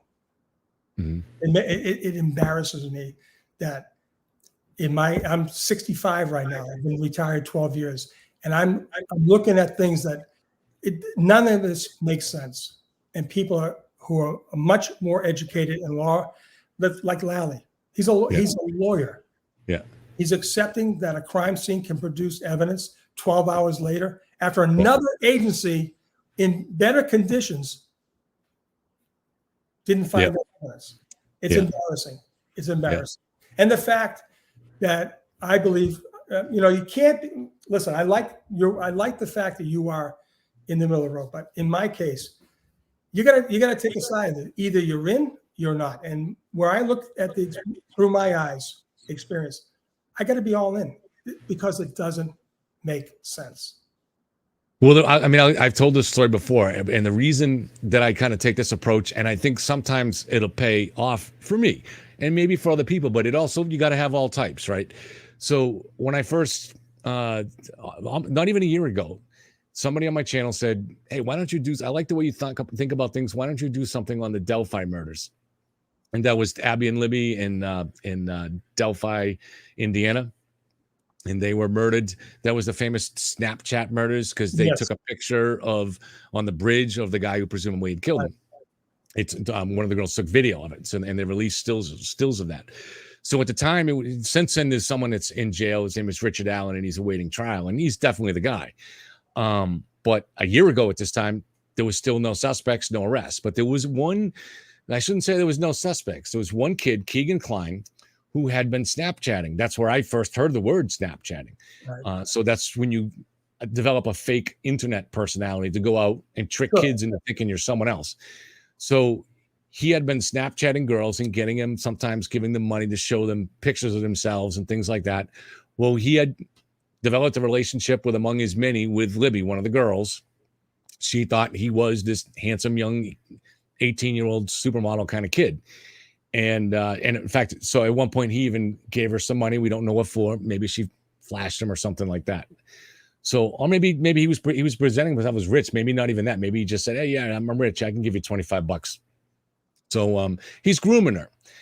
And so when you look at that, it looks incredibly like, wow, it's got to be him, right? He's got to be, if not the killer, he's got to be involved in this, And then even coming a little bit further with that, so a podcast, Murder Sheet, managed to get their hands on an interrogation by the police of this kid, Keegan Klein. And so that was published, and anybody can read that. And that made them the true crime podcast in the world. Everybody was like, wow, these guys are good. And the next thing they released was that this kid, Keegan Klein, had supposedly Googled, kind of like Jen McCabe, right? Everybody's Googling this stuff. But he had supposedly searched how to get to the gas station in Delphi, Indiana. He was from Peru, Indiana. See, all these synchronicities, and you spent your time in Peru. So anyways, it looked, he was not someone that was that was really, he wasn't someone that was familiar with Delphi. So if he had searched for the gas station on that day, boy, it looks really bad. But when I went through this interview, and by this point, anybody who was not subscribing to conspiracy theories believed, yeah, it was Keegan Kline. You just got to prove it. The evidence is there. It's too odd. But when I looked through the interview, I read that interview 4 times looking for the police to mention the search for the gas station. And they talked about all his searches. He searched for images of the Sandy Brook victims, with the little kids there that got killed. I mean, he was a sick bastard. He is a sick bastard. He's in jail awaiting sentencing. But they don't mention him searching for the gas station, and they would. They were trying to get him on everything, so they had all his data, and they absolutely would have mentioned. They would have been like, "Why would you been searching for it on that day?" So that told me that information was false. All right.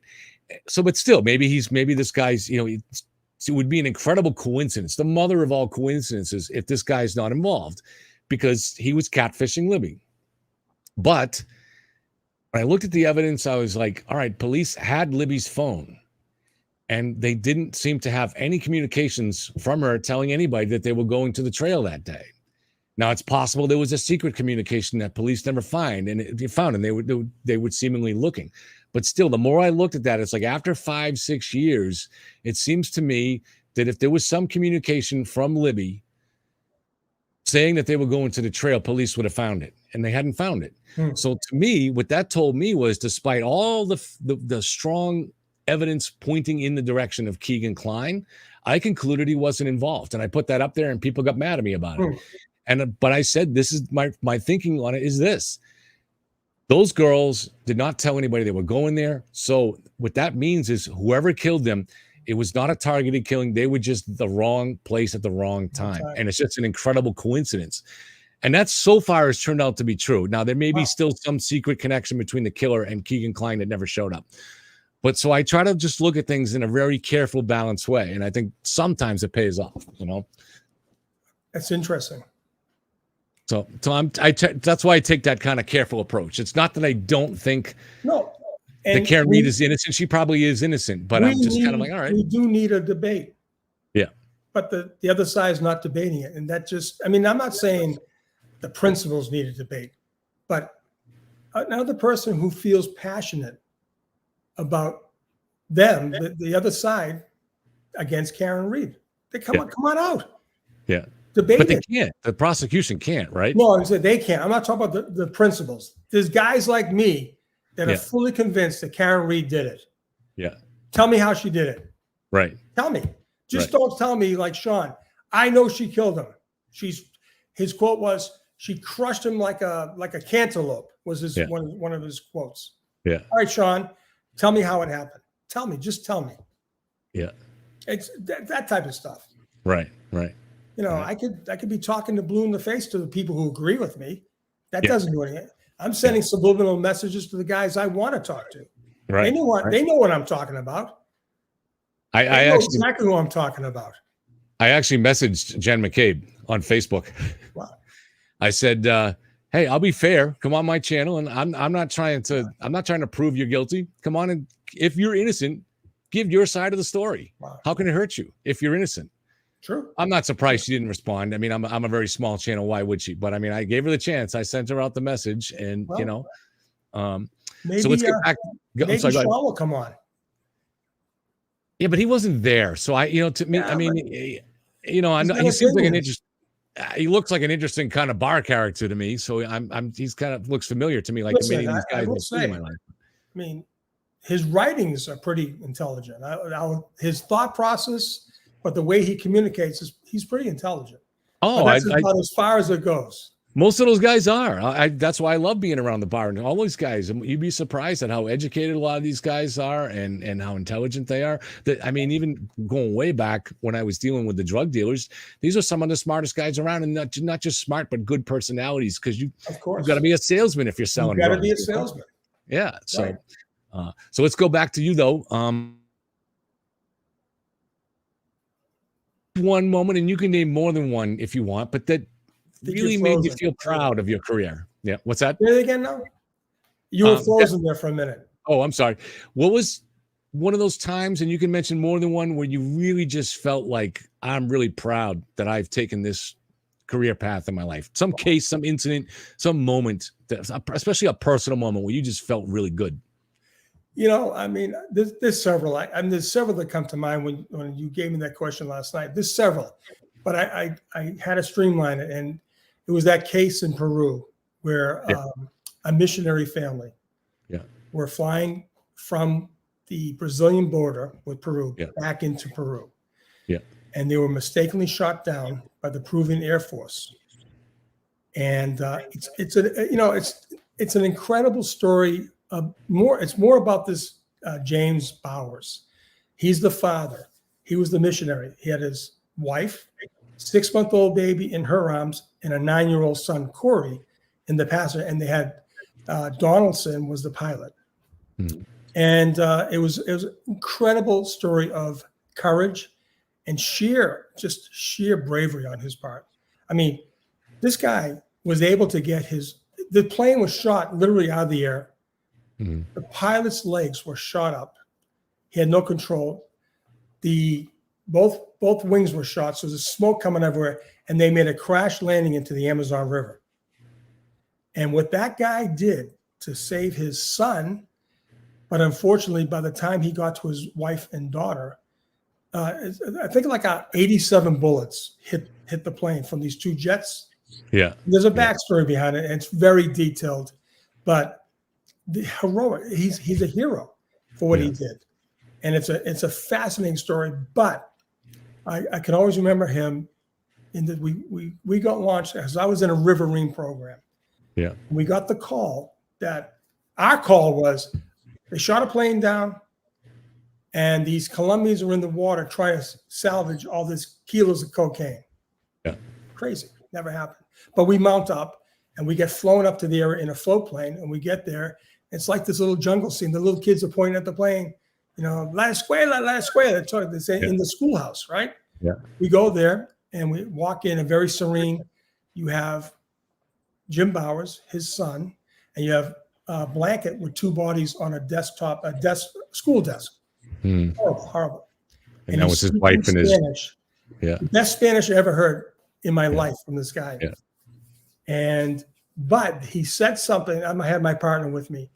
He said something, and I whispered to my partner. I said, his name was Tim. I said, Tim, this guy is an American. He turned around. He says, you're damn right, in English. And you guys from the DEA shot us out of the air. And that's how I started my relationship. It happened in April 20th, 2001. I'll never forget the date. I always reach out to him on the anniversary now. It's just an incredible story. So his wife and his daughter died from the bullet wounds from being shot? One shot pierced, came through the plane, hit her, the baby, 6-month-old baby. They were going up to get a passport up in the Brazilian border town. Yeah. And because they're missionaries. And so, and one bullet pierced through the back of his wife's body and hit the poor baby in the head, and they died. One bullet wound. Yeah. But so the plane is engulfed in flames. The river is engulfed in flames. This guy has the presence of mind. He gets the pilot out. The pilot's legs are shot up. Yeah. The pilot gets to safety. He's driven. He's rowed down the boat, the river, to a witch doctor. You can't make this up. And they treat him for his wounds. And then the plane around him, the fuel is engulfed in flames. Where was his son? His son was still alive, right? Son was in there. He gets the son to safety, floats him out. Okay. And he pulls out his wife and daughter, gets them to safety amongst this plane that's crashed. Right. And it's all engulfed in flames. It was, and when we finally got there, the smoke is still, we could see the smoke, and it's just incredible. But that was I did get an award for that. Mm-hmm. But that case, I will always remember that case. What was the award? Excuse me? What was the award based on? What did you guys do? I got the Administrator's Award from DEA. Me and my partner and I. Yeah. Yeah. Did you have to negotiate to get him out of there, or? Yeah, that's oof. That was tough. I mean, there's a lot behind the story. And I mean, this there's a lot to tell about. I mean, there really is, because by the time I had to negotiate with the prosecutor who's on the scene. Yeah. They were convinced that they were drug traffickers, convinced. Yeah. And I just had to go up front, and I did some controversial steps. I got a phone call from my boss, who's a Boston guy. Yeah. He called me up. He said, Sean, please tell me you didn't say you were a Navy SEAL. I said, of course not. I'm not a Navy SEAL. I'm a DEA agent, but dressed in fatigues. Yeah. You know, and no, we had to broker a deal with the Peruvian government. Yeah. It's a fascinating Why did he story. think the DEA was behind it? Just Well, because anyone that's an American in that area is completely considered to be DEA. You're always DEA. Why did the guy that was Bowers, because the missionary on the plane, he lived in the jungles, and he thought that this platform, it was called the Air Bridge Denial Program. Yeah. It used to be classified. It's not anymore. It's open source. And but they knew the plane. He knew the planes because they were stationed where this guy Donaldson. And so the jets would take off with our plane, and the plane was a spotter. Yeah. And then they would engage the planes and say, okay, you know, we're on you. You're going to have to pull down to the next airport possible. If they don't, they give warning shots. They tip their tails, give warning shots, then they engage. Yeah. Many shoot downs. So he just kind of assumed that anybody that was getting shot down by the Peruvian Air Force was being guided by the DEA. Yeah, that was the whole thing. Yes. Right. Fascinating story. It's not about me. It's about him, his heroics, just his bravery. I mean, think about it. You know, he's not trained. He's saying the rosary. I mean, he's a missionary guy going out to. And he had to know his wife and daughter were dead. He's in shock. But he still saved him just in case, right? So, he had the presence of mind to act in incredible conditions. And he saved his son, and he saved himself, and he saved the pilot. It's just amazing. But what we had to do, and then the aftermath that happened for a whole week. This story never ended for a whole week. Crazy. Story never ended because were other people suspicious that the DEA? Well, yeah. I mean, I had to send a unit up there to guard the plane because we thought some nefarious people from the government were going to flake the plane. Right. Because I asked Jim, I said, Jim, please. I said, you don't know me from Adam. I can't confirm or deny, but someday you'll know the truth. Please tell me there's nothing in that plane. Yeah. He said, Sean, I'll trust you. We bought some farina. Farina is like, if you found it, he said, I got 2 kilos. I said, oh God, I got 2 kilos of farina. It's basically flour, right? Yeah. Think about it. Yeah. And I'm saying, hold it. Please tell me. He said, Sean, I'm not that guy. I said, okay. So we had to have our unit come up in speedboats provided by the government and pull shift. All right. And they guarded that. And then how do you find a towboat with a crane in the Amazon jungle? We had to do that. We had to go all the way up. I'm in Time magazine in the Miami papers with my back to see the plane it's all open source. You can see it. Right. Yeah. And so the DEA never had any role in targeting that plane or like a mistake? Never. You know what it was? I'll jump to the whole thing. It was a stupid training mission. They were training with the Peruvian pilots. Yeah. The program was based on, it was intel driven. So if DEA didn't have the intel, then they weren't supposed to launch. Someone in that plane, they found out, just saw this plane acting suspicious. Right. So my question to the committee was, well, when do drug planes come into Peru? Yeah. They don't come in. It's like cars don't bleed. Guys with drugs don't come into Peru. They leave Peru. Yeah. Anyways, so is it the Shining Path? That's the rebel group that's down there? Also, yeah. Alive were and they, kicking. Yeah. Were they something you guys had to deal with a lot? Yes. Not me particularly, but my best man at my wedding partner, he had to deal with them. Yeah, they were forced. They are. Yeah. Were they in the area that when you were rescuing these missionaries? No, they're mostly in the coca fields Tinga Maria, Yeah. Ayacucho, in the Varai, they call it, Yeah. where coca is cultivated, where coca plants are cultivated, picked off. I mean, it's an archaic. If you knew the process of what it takes to make 1 kilogram of cocaine, Yeah. it's incredible how they're getting tons and tons out. Yeah. 1 kilo takes 900 pounds of leaf. Think about it. Oh, They yeah. got to pull from the bushes Yeah. 900 pounds Yeah. of leaf to make 1 kilogram of cocaine. Just think about that. That requires a lot of cheap labor. It's amazing. It really Get is. that done. No, so to answer your question, I mean, there was good cases. There's one that was in your backyard when I was a rookie agent up in Springfield that handled Clinton, Milford, and Springfield. But that was a great case. 22 defendants. Yeah, that was a good case. But no, but this, you talk about feel good, right? Where really wasn't DEA arrest, drug dealing. Yeah, it was more like how can we help this family? And just doing the best to get him out. He's gone through a tragedy. And, oh my God, they want to lock him up. Yeah, they want. I mean, in Peru, it's a whole different story. Yeah, whole different story. They wanted to lock this guy up because think about it, their government shot a plane down, and before we got onto the plane to go out to the site, the colonel for the Air Force, I said, "¿Qué pasó?" And he says, "You guys shot him down." The guy pointed to me. You shot him down. It was his jets. Yeah. You don't have jets there. Well, we have them, but not in that day. Yeah.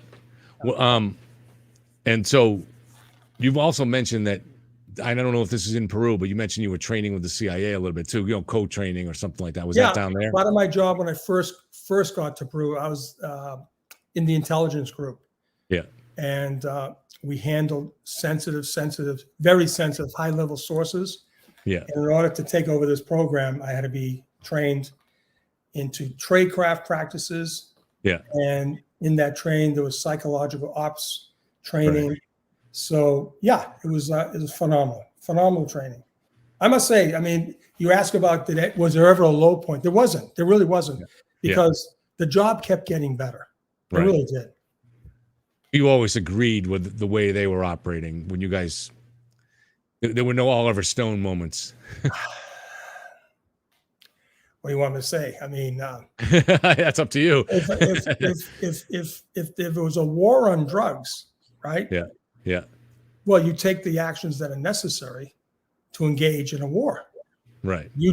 But here's the thing. I mean, you could wipe out every coca field, every heroin field for poppies and stuff like that. You'd still have the synthetic market. I mean, fentanyl is crazy now. Right. You don't grow that. We understand why the DEA would. That's your job, but what's the CIA's interest down there? Well, I mean, let's face it. Think about DEA's footprint in the world.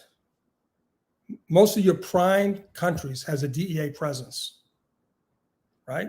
Yeah. And there's an embassy attached. So when we go overseas as an agent, as a unit, we are working under the guise of the State Department. Right. Where there's a little joke, we're the redheaded stepchildren of the State Department, because we get to do the work that they won't do. Yeah.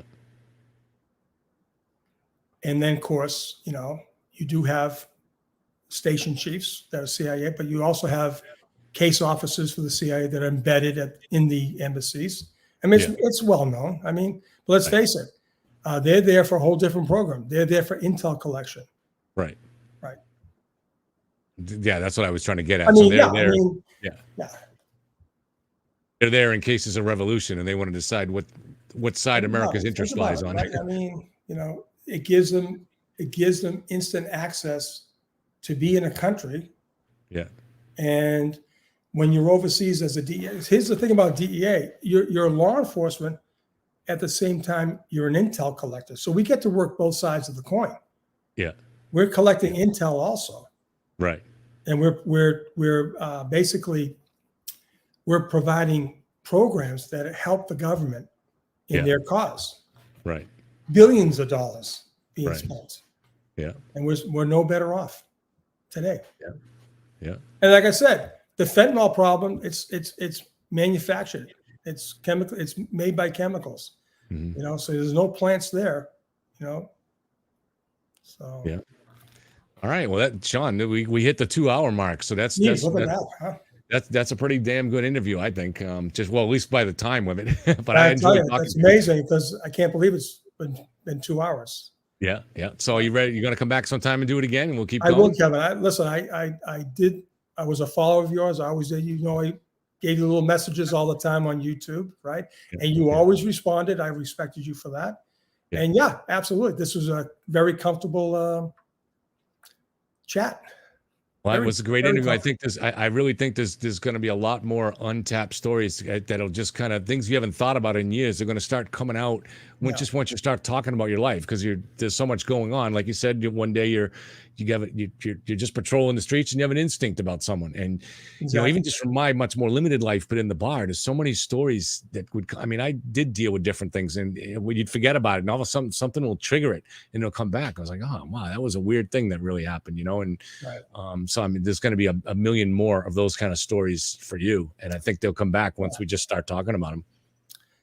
We can. Absolutely All right. can, Kevin. Hey, thank you for having me on. I really appreciate it. John, enjoy the rest of your night. Hopefully, you'll Yeah. check What me are you out on doing Turtle at Boy. 9:15? I'm on Turtle Boys tonight. Oh, you are? Yeah, I started a Reddit group way back, Justice for Karen Reed. Okay. Don't do a lot in it. I try to get someone else to moderate it for me. I don't have time for it, and there's not that much activity in it. I a lot of times even forget to post my Karen Reed videos in it. So, but I did post one back in the day there. I did a video on Turtle Boy. Is he a hero or a villain? And so somebody had posted in there, since I've been even just questioning some aspects of this case of the Karen Reed is innocent case, just even asking questions about any particular piece of evidence here, a lot of people get mad.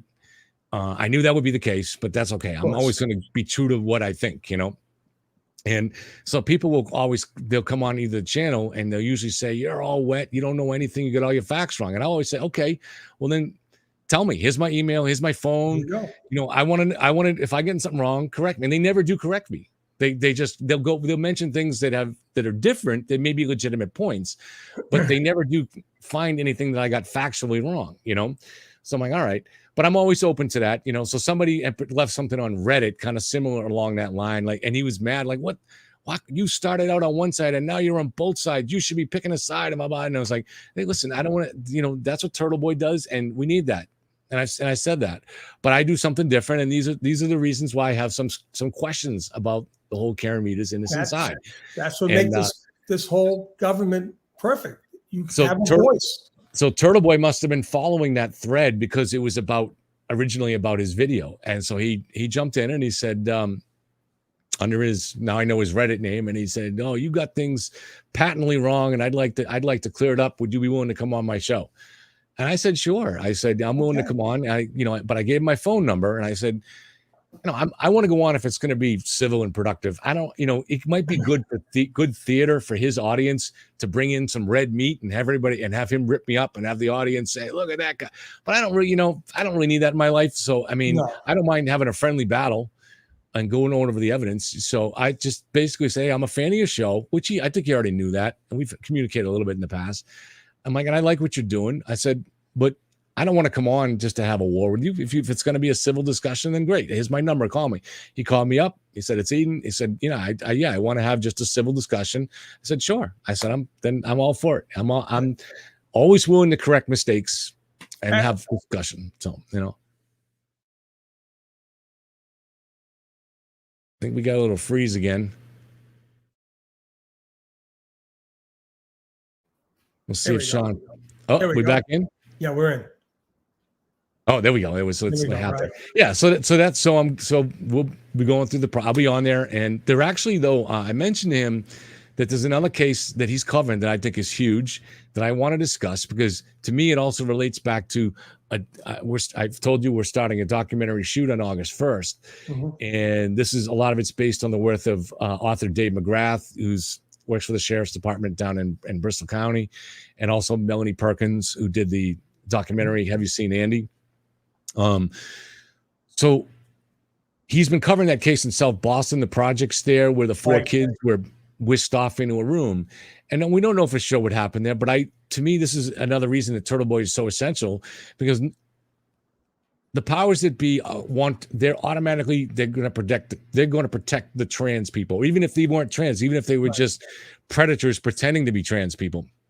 They're going to protect them. The police are going to protect them now, the brass, and the Boston Globe and Channel 5, they're obviously they want to protect that narrative that nothing dangerous could ever happen inside a home being run with young children being run by transgender people.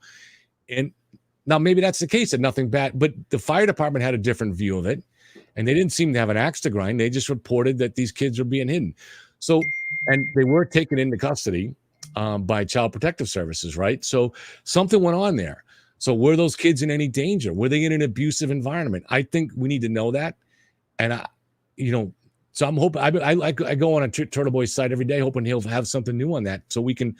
But I mean, nobody's apparently leaking anything to him lately because he hasn't reported anything. And while the Boston Globe did have a story on it last week because the Boston City Council went down and visited the location, but and then you get in this whole political thing involved. So I mean, so really, we need Turtle Boy to kind of take care of us in this. So I want to talk about that. And the other thing is, it reminds me of the case. There was a case in Revere where a reported boy brothel was broken up in 1977. It was a house. It was an apartment in Revere. This is reported in the New York Times. There were a couple of dozen indictments, including some very powerful people. Well, not very powerful, but high level people. And then there were others that the guy who owned the apartment, once he was busted, started cooperating with the police, but there were names he wouldn't give him. But among the ones he did give him was the guy who was second in charge of an elite school in Newton, boys' school called the Fessenden School or something like that. Fessenden School. Fessenden, yeah. And there were other teachers there involved in this. And now years later, this all came out that there was abuse going on there for decades, right? So this guy was associated with. He was charged, I believe, related to what was going. So he was a regular at Revere. There were people flying in from all around the country to go to this boy brothel in Revere where they could be set up with boys. Okay. Now, according to the indictments in the New York Times story, they were all boys between the age 6 and 12, at least the ones associated with the indictments. But over time, I got to be careful the way I word this, but people that were worried about how this would make homosexuals look, so gay associations, took over the story and have changed the narrative. And they now insist that there were no young boys there. They were just teen boys. So say 15, 16, 17. Right. To them, that makes it okay. And it is obviously there's a big difference between. Yeah, but not really. The age of consent is what, 16? Oh yeah. I mean, it's definitely, and they tried to change that. Even famous author Gore Vidal, because of that case, flew to Boston. They had a big rally. A Supreme Court judge from Massachusetts, the chief of the Massachusetts Supreme Court, showed up at this rally. Okay. Later on, tried to say he didn't know what it was about, but it was clear he did.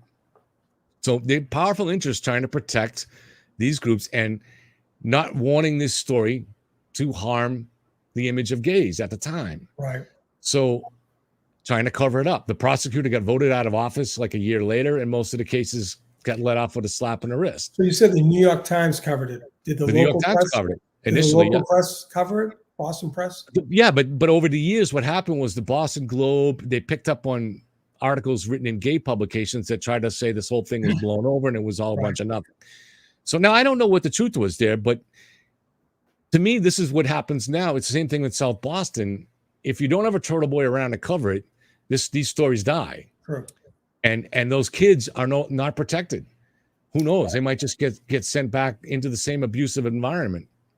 And this is the movie Sound of Freedom that's big out too, about trafficking. This is a big topic right now. Right. And just one more thing about this.